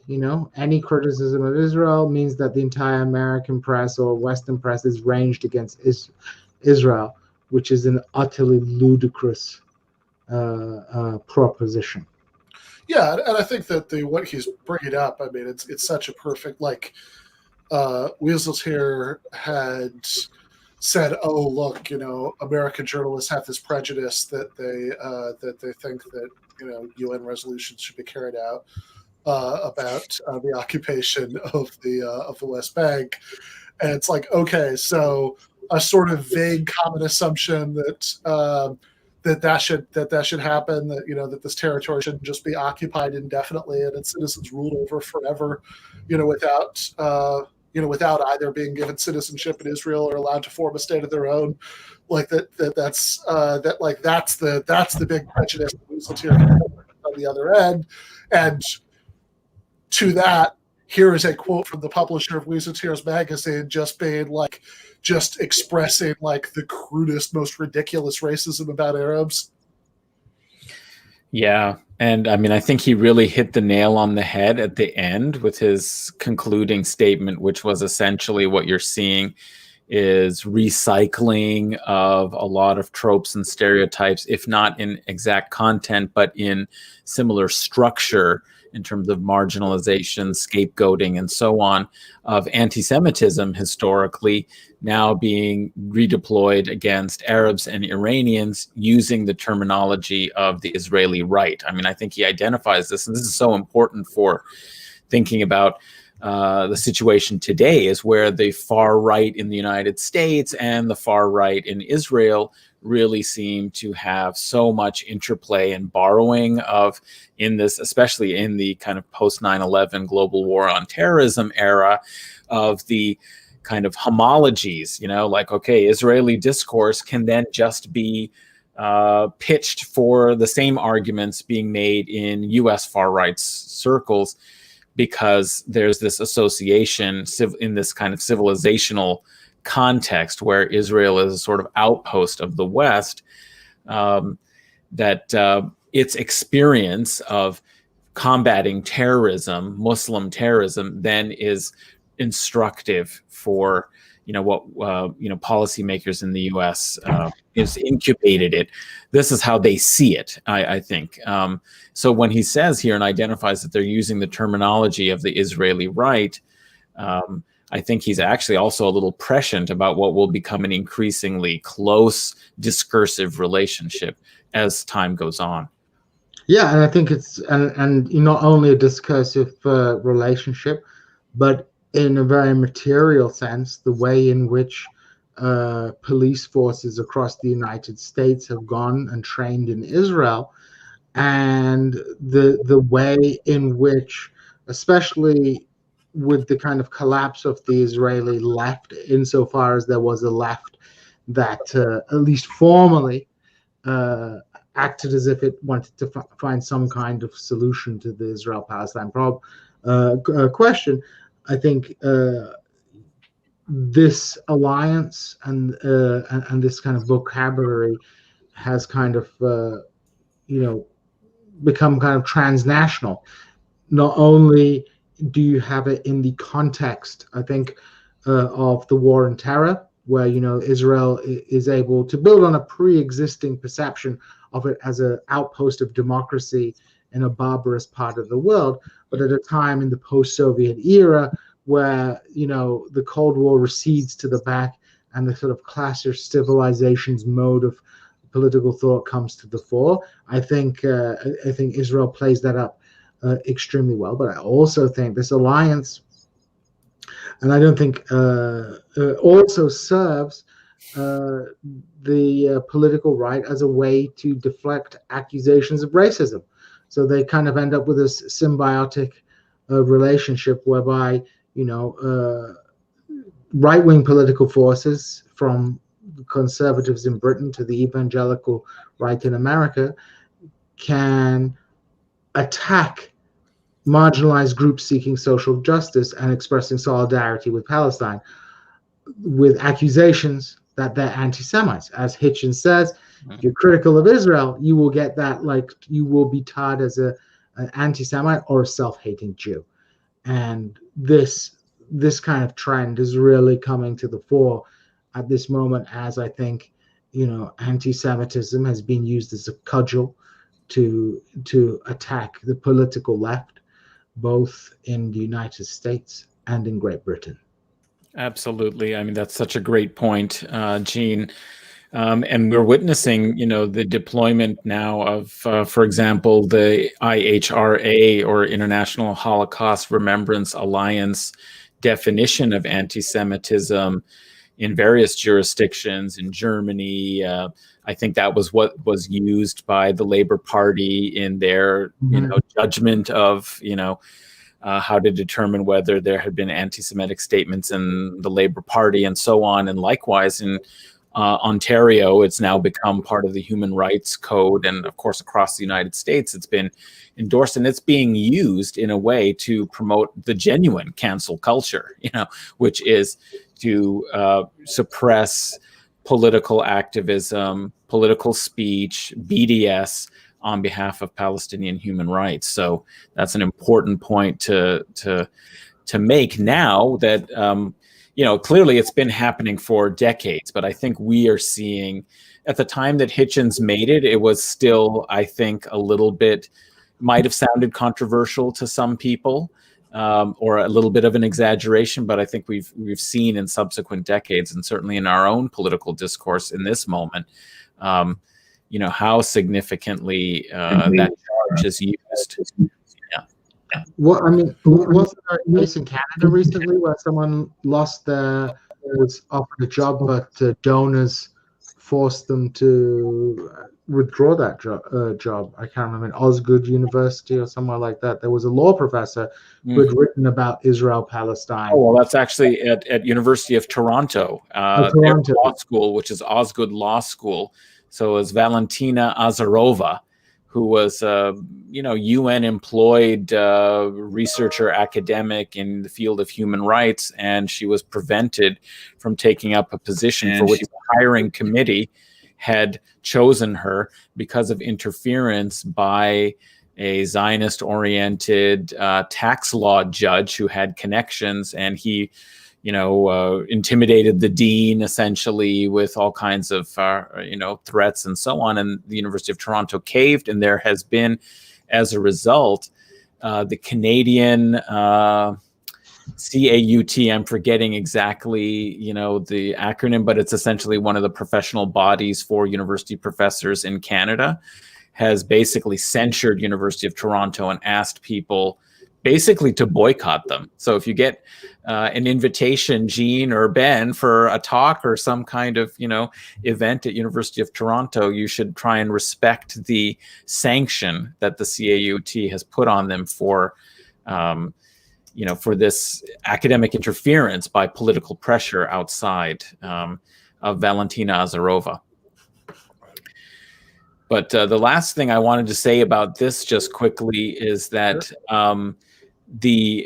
he ends, I thought, with a really great point. People may not have heard the beginning, as it was sort of shrouded with the, lack of an image and this laconic sounding narrator, not really mimicking the Hitch energy. But he was being very kind to and witty about Bernard Lewis and Edward Said, and then said, I stand before you somewhat naked. And I just thought we needed to focus on the fact that that was an image that we didn't really need to have from Hitchens at that moment. But if you missed it, it's nice. Fair enough. Yeah, I remember actually on I think the evening of September 11th, 2001, watching TV in my dorm and seeing either Harold or Lawrence Kushner, some famous Rabbi Kushner, being interviewed about it and saying we are all Israelis now, and I remember just watching this like, oh shit, right?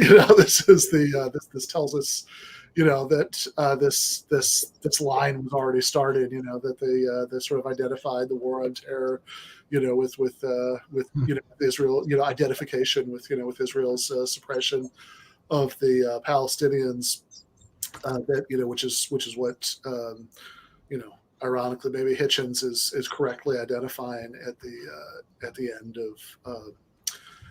of his segment. This sort of merger of the the U.S. and the Israeli right, or at least the U.S. right, the U.S. Commentators taking over the language of the Israeli right. But let's let's go through. Let's watch. So that's it for the opening statements, but we've got like a round of rebuttals.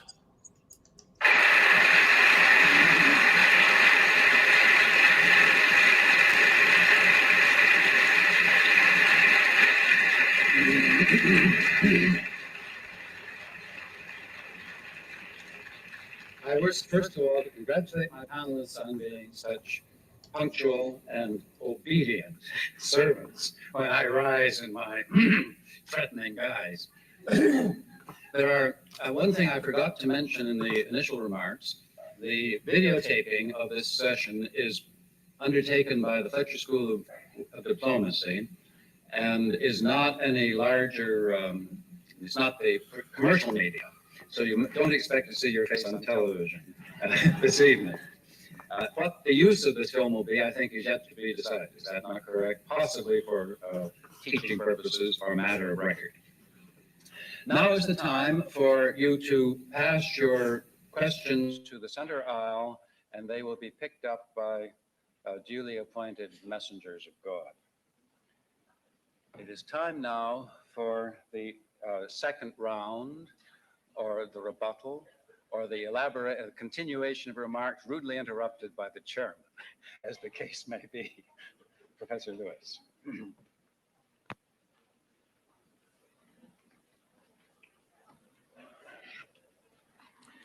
First, a brief word on the remarks made by our two representatives of the media. Yes, of course, it is very easy to find examples of prejudice directed against, I was going to say both, but I think one might go further and say against all parties in the Middle East. This does not prove, I think, that the media as a whole are biased one way or the other, merely that the media idea of impartiality is to balance opposing prejudices. And very often it happens that way. And this is, of course, very understandable on television in particular. It makes for much better television than presenting a balanced and reasoned point of view.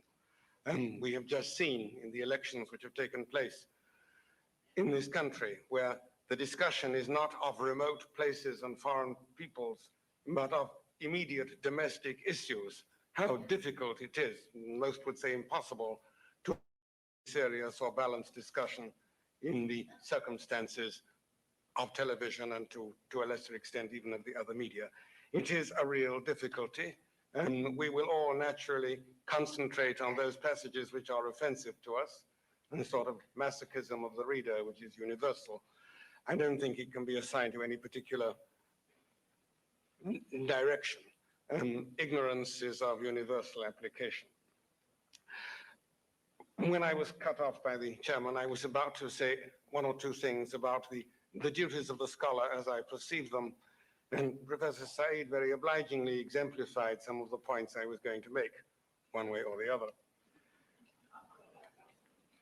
And the apple pie I was about to offer you were, shall we say, truth and objectivity. These are much misunderstood words and perhaps are not appropriate at the present time. Obviously, we all have our allegiances, we all have our prejudices, we all have our opinions, and in a free society, we are all entitled to advance them.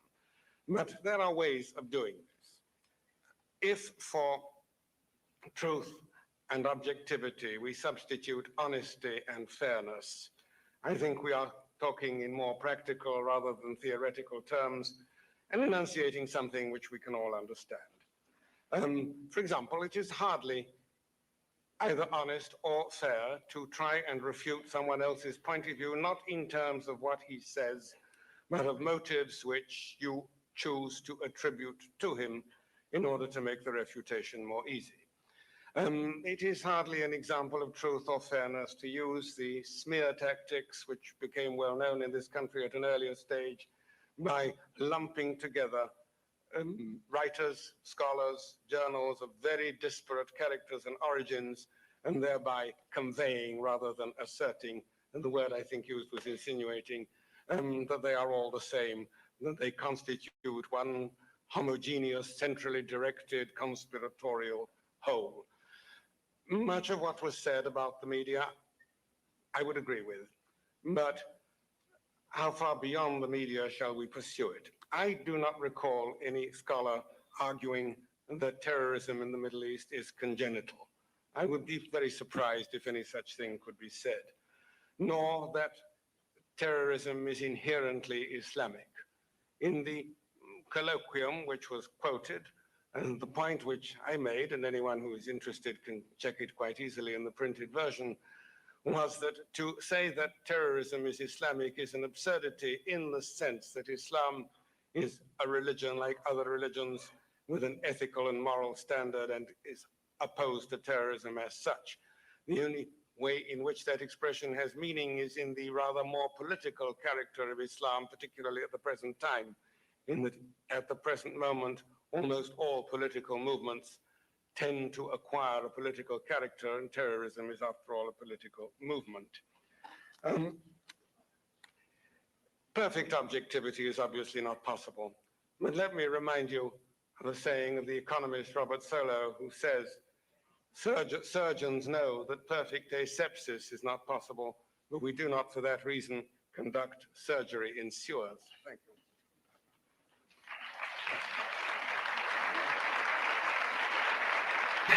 It's a good line. Professor Said?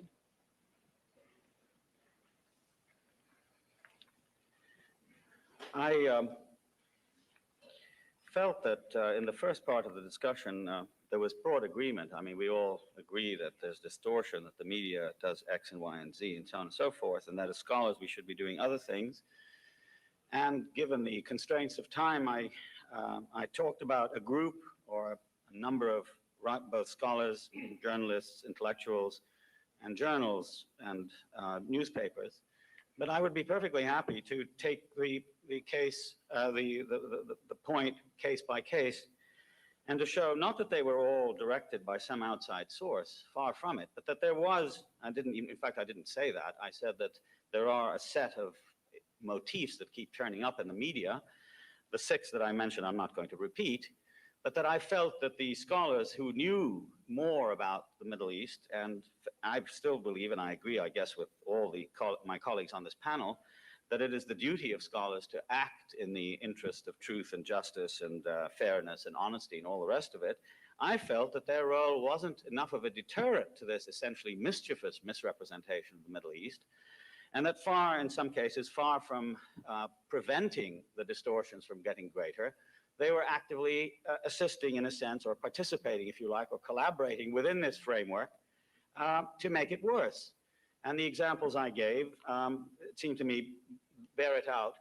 Where a book, for example, Professor Lewis mentions the Symposium on Terrorism, in the introduction of the book, Ambassador Netanyahu says the 2 essential sources today in the world of terrorism are the Islamic world, Islam, and the KGB. And then framed by this, by this discussion, we have only 3 representatives from the scholarly discussion of the Middle East who essentially say that the word, Professor Lewis, if I may quote him here, more or less verbatim, says it's foolish, as he said today, to say that Islam is a religion that promotes terrorism. It's a great religion like Judaism and so on and so forth. But then he goes on to say in the next paragraph that it is correct to use Islam as a designation for terrorism in the modern world. Now, I would also quarrel with the note. I mean, I think there's a context there, the context of the book, the context of public discussion, in which it is left to no one's imagination that Islam produces terrorism. I mean, I think the insinuation there is quite clear. I don't think it's the case that that in talking about Islam today, we have experts trying to, shall we say, promote understanding not only of the diversity of Islam, of the Islamic world, and I speak now as a person who is who's interested in learning more about it rather than less. It's not a question of promoting it out, but rather concentrating on a few simple points, that Islam is essentially political. Well, what in this context is the word political? I mean, it could mean anything, but it does seem to suggest that mostly Muslims are running about making political points and doing nothing else, you know, that they might live and produce and die and write and think and feel. It reminds me of a story by Groucho Marx, one of my favorite Groucho Marx stories. He's coming down in the elevator of a hotel in Italy, and a group of priests come in the elevator, and one of them turns to him and says, "Oh, Mr. Marx, you know, my mother really is an admirer of your film." So Groucho turns to him and says, "Hey, I didn't know you guys were allowed to have mothers." I mean, this is the impression you get, you see. So that's number one. And the other point that needs to be made in this context is the suppression. This is the point. The suppression of information that might show the Middle East as a rather more complex place than writings of this sort generally allow. So if you're going to talk about Islamic terrorism, what about in the same context talking about Jewish terrorism or Christian terrorism? I mean, the fact, for example, if you want to show that there's anti-Semitism in the Arab world, I'm sure there is. I mean, there's anti-Semitism everywhere. But one has to make distinctions, I would think, between quotations from a newspaper, trends, public policy, beliefs, ethnic characterizations. All of these things are lumped together and produced in a series called anti-Semitism in the Arab world, or the Arab and Islamic world. So that's one problem. The question of distortion and so on. And then the other thing, and this is the last point I want to make, is the constant protestation that what we are doing is scholarly, it's objective. I'm all in favor of these things. I'm all in favor of these things. But I think that we have to allow that the public is rather more intelligent than that. Protestations are not enough. One has to demonstrate these things by fairness, by a wide scope, by quoting the whole context, not just part of it, and to stop pretending, I think, that what we are about is only scholarship, whereas in fact we are dealing, as everyone here I'm sure knows, we are dealing with extensions of a conflict that occur, and the protection of the guild, that is to say the ritual protestation of formulae about one thing or the other, are not going to dispel the truth. The truth is there, as Leon quite correctly said, and one can perceive it. That one point of view is essentially much more represented than another. Nobody in this room would deny. So I think that's the point that has to be made over and over again.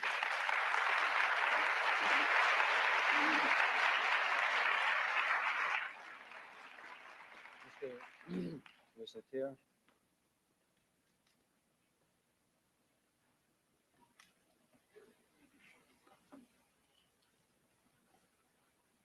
I'll comment on a few of the things that were said here, and my comments may, with any luck, add up to a coherent argument. It seems to me that Edward Said has drawn a caricature, that he has taken extremes of Israeli and Jewish opinion, put them together, and come up with some alleged mainstream position which characterizes the Jewish state, mainstream Jewish institutions, the American Jewish community, the American Jewish press, and the American non-Jewish media. Who, for example, or where in any of those institutions is the equation of Palestinians with Nazis made? The equation is made in many disgusting quarters of the Jewish community. It is made by many Likud front groups. It is made by a group called the Americans for a Safe Israel. It is encouraged by Sephardi demagogic politicians and by Ashkenazi demagogic politicians in Israel. But where in the mainstream Jewish community, within the Labor Party, within much of the Likud party, within the American Jewish community, is that particular or any of the other repulsive ideas that he cited? Where exactly are they to be found? I will not stick Edward Said with Abu Nidal. I would prefer not to be stuck with Mayor Kahana. Each of us have our big problems, but the fact remains that both of us are doing our best to solve these problems, and we are not alone in our communities. On the question of Jewish terrorism, one of the reasons that Jewish terrorism was written about less frequently than Palestinian terrorism is because until quite recently, that is to say, from the period of the 1930s and 40s until sometime in the late 70s, Jewish terrorism occurred less frequently than Palestinian terrorism, and that is simply the historical fact. Now,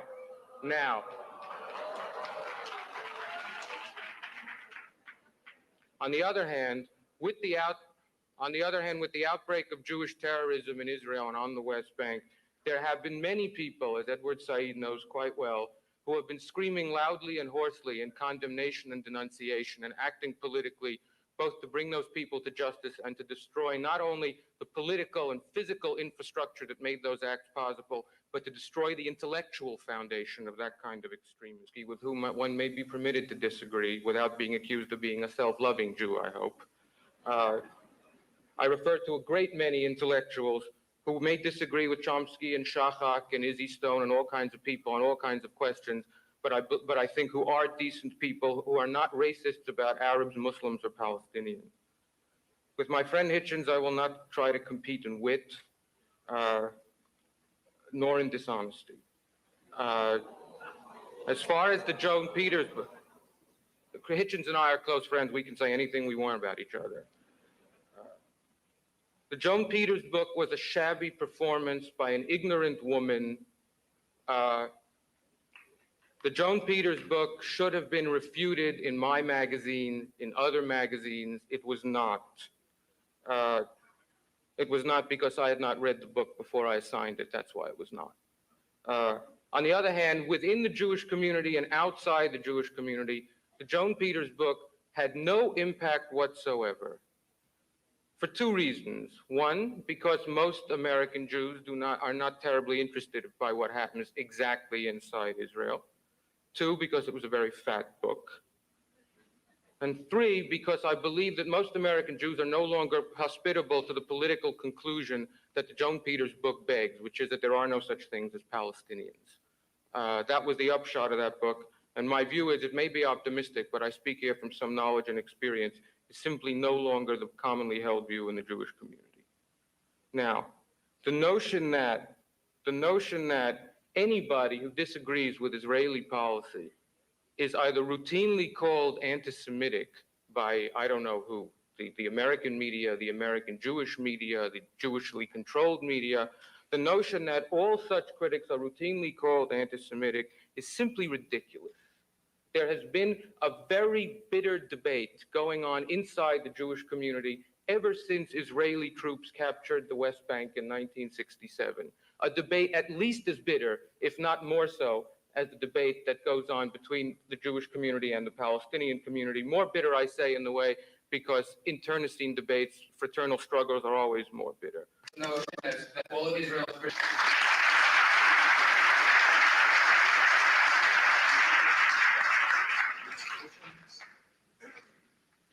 In the spirit of rebuttal and in the parliamentary tradition, I want to address excuse me, in the spirit of rebuttal and in the parliamentary tradition, I want to speak directly to two points made by Professor Lewis in his second appearance at the microphone.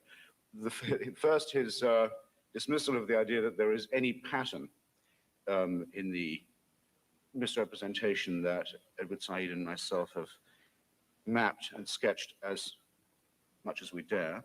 And second, that, as you put it, there is no view that that there's anything, I'm sorry, I'll have to start again, that there's nothing congenital. I'm having to read from my notes of what he said.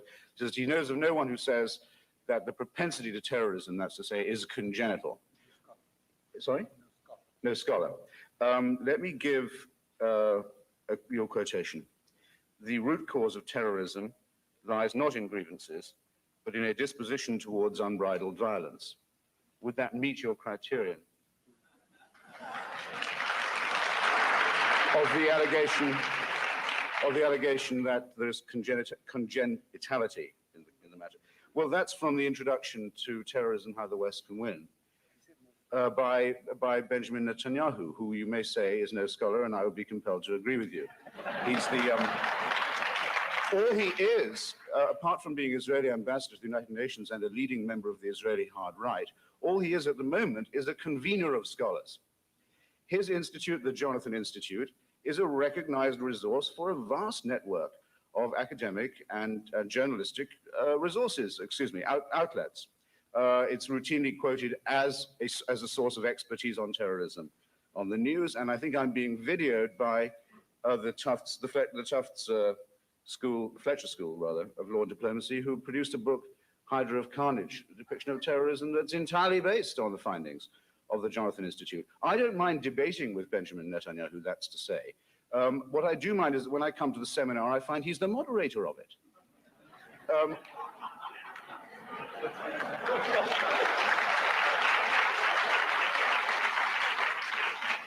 I would say, mutatis mutandis, that the words terrorist, rejectionist, extremist, and fundamentalist have come to mean, over a vast swathe of discourse, what Israeli conservatives understand them to mean. And I say that that is a pattern, that it is not a mere coincidence and not something that can be laughed off. It's a signal triumph of unassimilated, undigested propaganda. And it finds its summa, as I say, in the acceptance of Benjamin Netanyahu, who's, and in the farming and emergence of terrorism as a discipline, a subject in its own right, with chairs and course credits, and complete with the whole machinery of pelf that has begun to infest academe. Now, I think we may find certain root cause theories of terrorism to be simplistic and unpersuasive and propagandistic also. But I think that Ambassador Netanyahu's finding on page 204 of his book that, quote, the root cause of terrorism is terrorists, is open to objection on both journalistic and scholarly grounds, as well as on aesthetic and on grammatical ones. One really asks for no more than that. The job of independent journals and of the academy is not to reflect bigotry in public opinion or to cater through special institutes and seminars to the pressures of raison d'etat. Least of all is it to collude with propagandistic and self-serving views of the world. Thank you.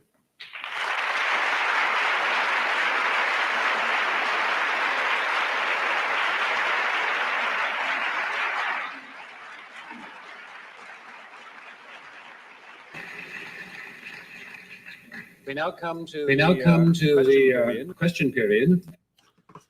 All right. So that is the debate itself. Djene, closing thoughts.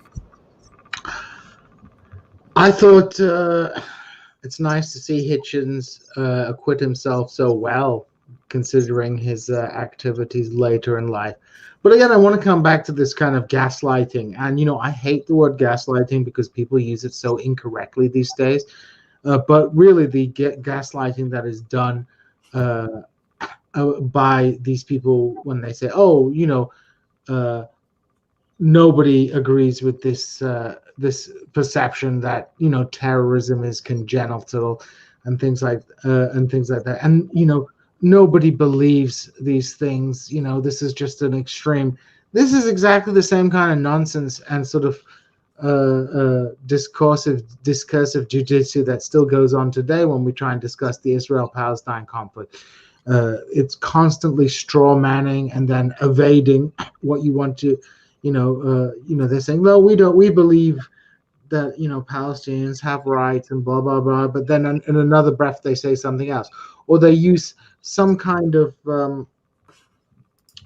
okay, maybe scholars don't say directly that terrorism is congenital, but they ascribe it to kind of metaphysical, cultural aspects of Islam that might as well function exactly the same as biological racism. Again, to compare it to the American context, people will go, oh, we're not racist anymore. We're just talking about cultural differences.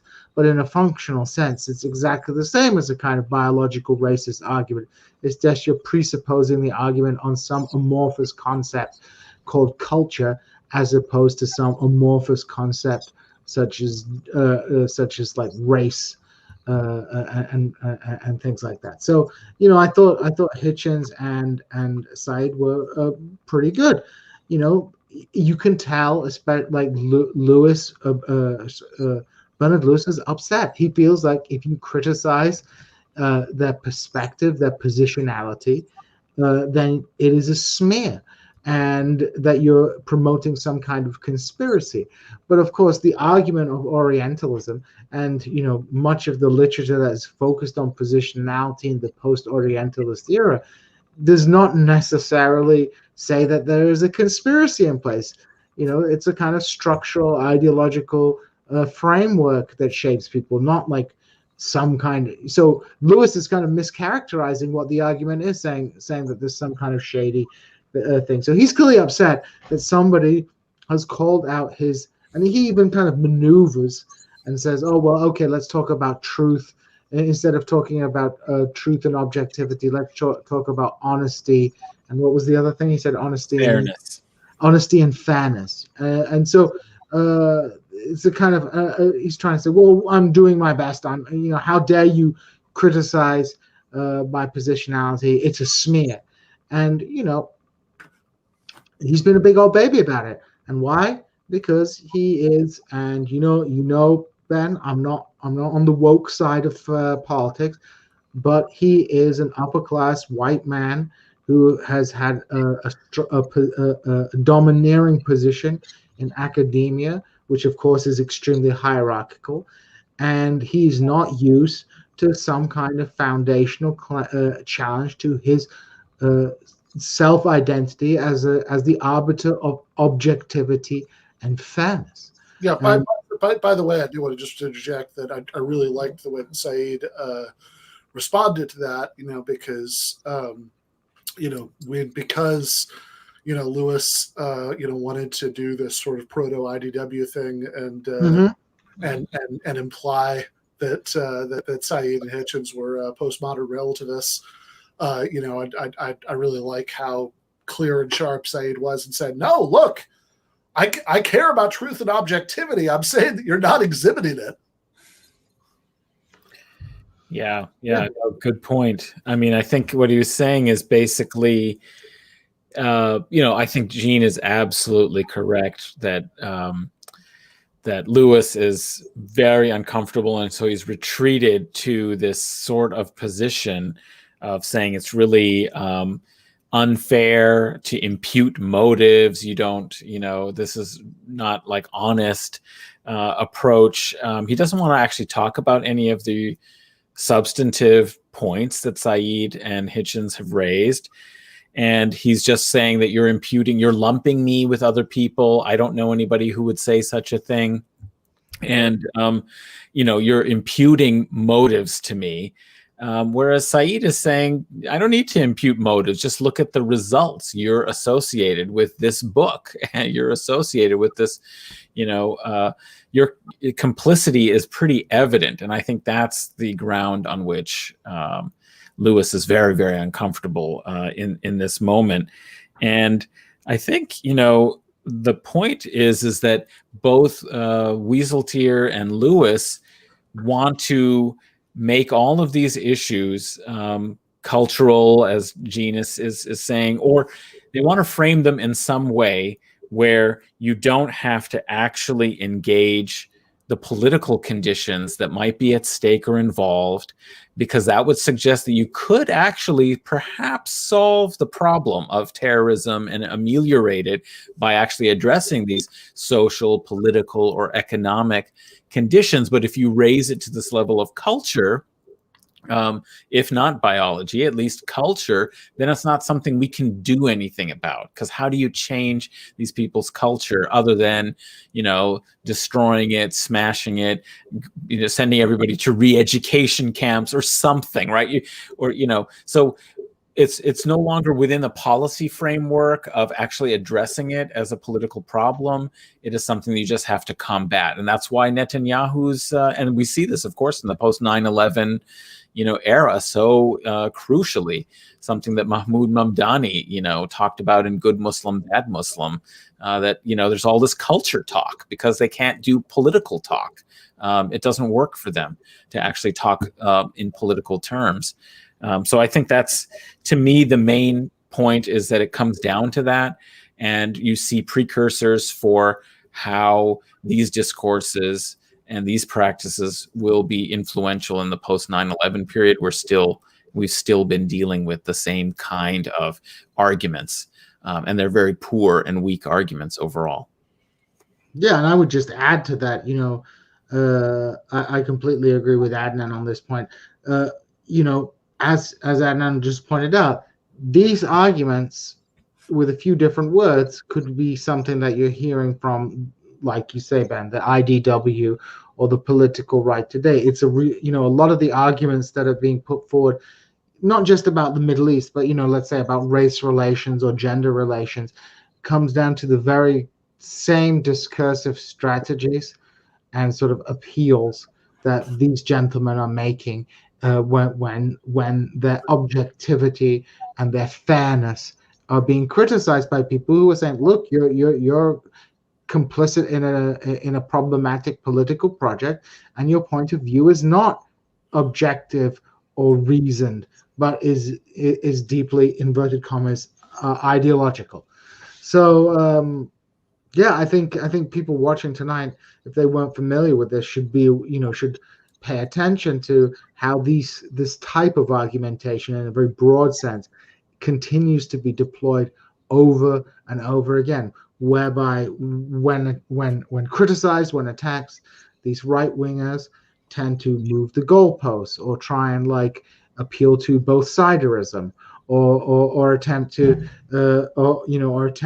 accuse critics of engaging in some kind of personal smear or poo-pooing any perception that they might be operating within a kind of broader social and political context that is as being kind of a conspiracy theory. That you're making a conspiracy theory if you think that I'm an Orientalist. How ridiculous is that? So mischaracterizing the criticisms and then cry bullying about people being mean to them and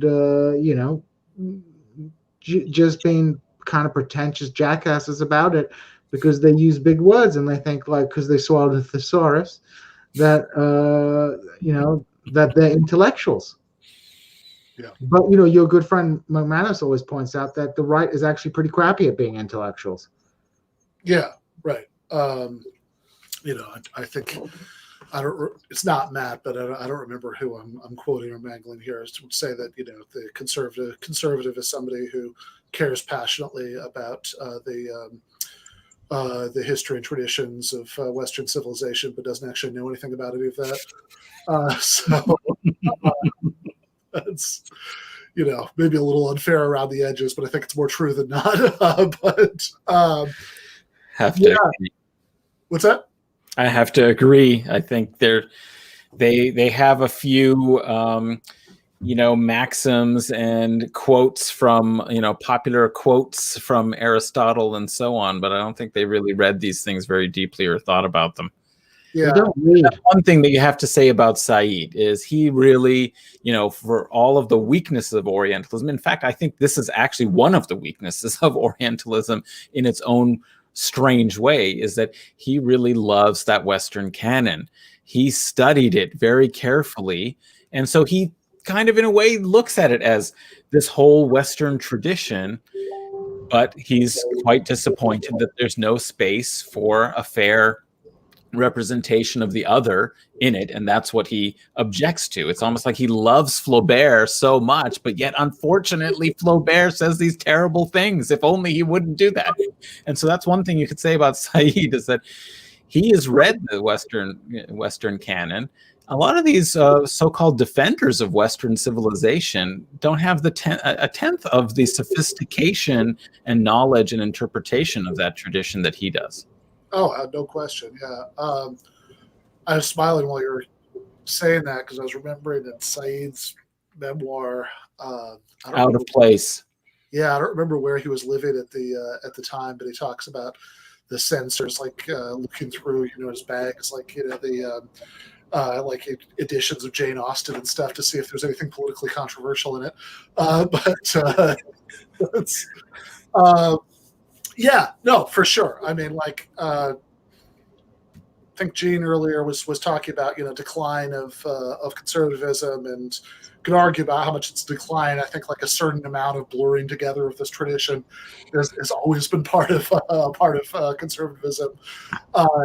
Going back to Edmund Burke maybe, but that said. In support of the decline thesis, I was just thinking, as Adnan was saying all of that, about Said's, in-depth knowledge of this. One of the conservative books that For My Sins I read in year before last, which is The Right Side of History: How Reason and Moral Purpose Made the West Great by Ben Shapiro. It's an unpleasant professional obligation, and it's all that's right there in the title, right? How reason, moral purpose made the West great, and it's just a perfect representation of this stuff, because it's all about the wonders of something called the West, which Shapiro clearly wants to include himself in. But he uses the phrase Judeo-Christian a lot, throughout the book. Which is, of course, 95% of what he's talking about is just Christian, but right.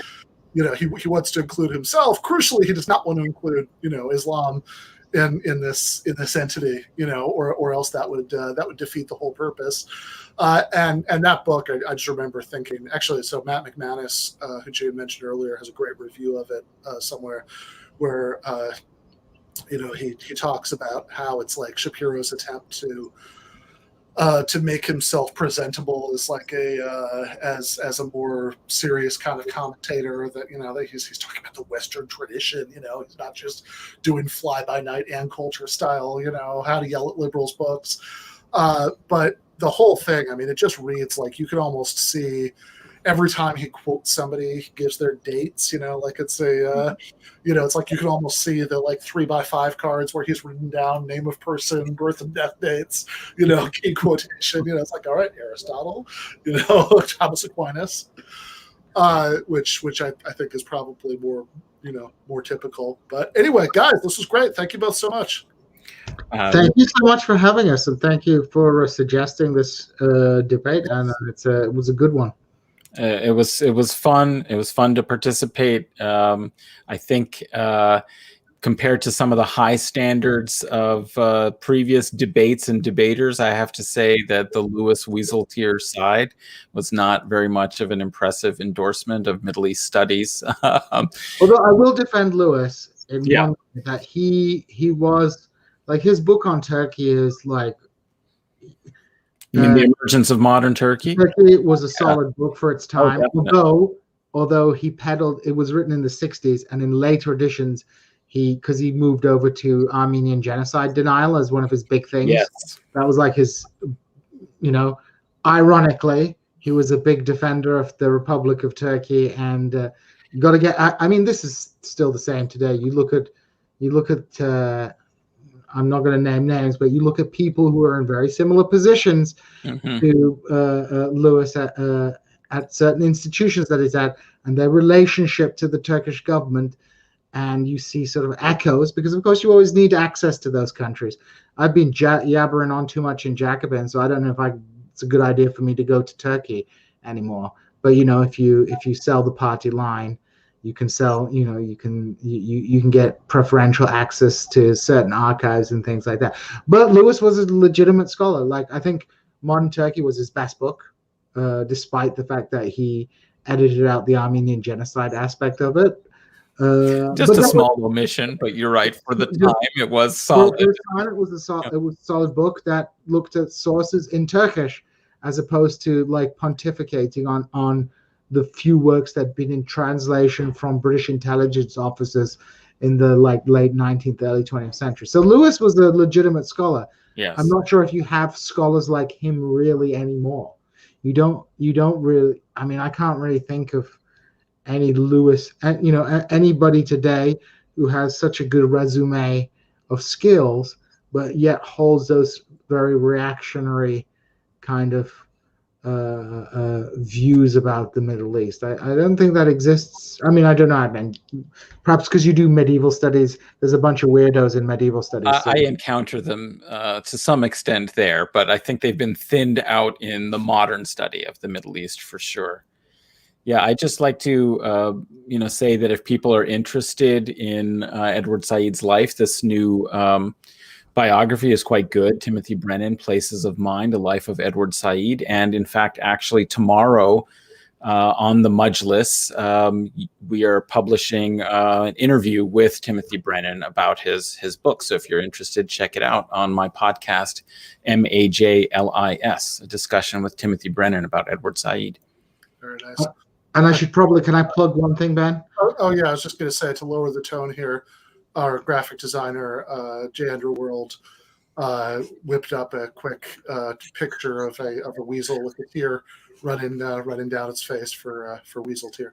A lugubrious liberal indeed. Yes, he's very cute. That weasel is way cuter than Wieseltier. But I want to plug, if people are interested in this, in the topic of Israel Palestine, this Thursday on This Is Revolution, we have Lois Fishman, who is a professor in New York and who has written, I have it here somewhere. Yeah, Lois Fishman. He has written this book, Jews and Palestinians in Late Ottoman Era. So we'll be discussing, a little bit about his book and about sort of Israel, Jewish people and Palestinians in the Late Ottoman Era on Foreign Policy Thursdays with myself, Jason Miles, and of course, the scariest man to white America, Pascal Robert. Yes. Very excellent. All right. Well, fantastic. So tomorrow night, doing the next regular episode with Jamie Lombardi, who's a philosophy professor who's going to come on to talk about, about abortion rights, both in philosophical context and in terms of recent attacks on that, heartbeat bills and whatnot. It's a very philosophy heavy week. I also did a discussion, which actually recorded a couple hours before this for the patrons next Thursday with Ek and Erican about the correspondence between Herbert Marcuse and Martin Heidegger about Heidegger's record during the Third Reich. So really interesting discussion, really enjoyed that. So see people back here on Monday, so tomorrow night at 8 o'clock for the regular episode. Thank you again, guys. This was really good. Left is best.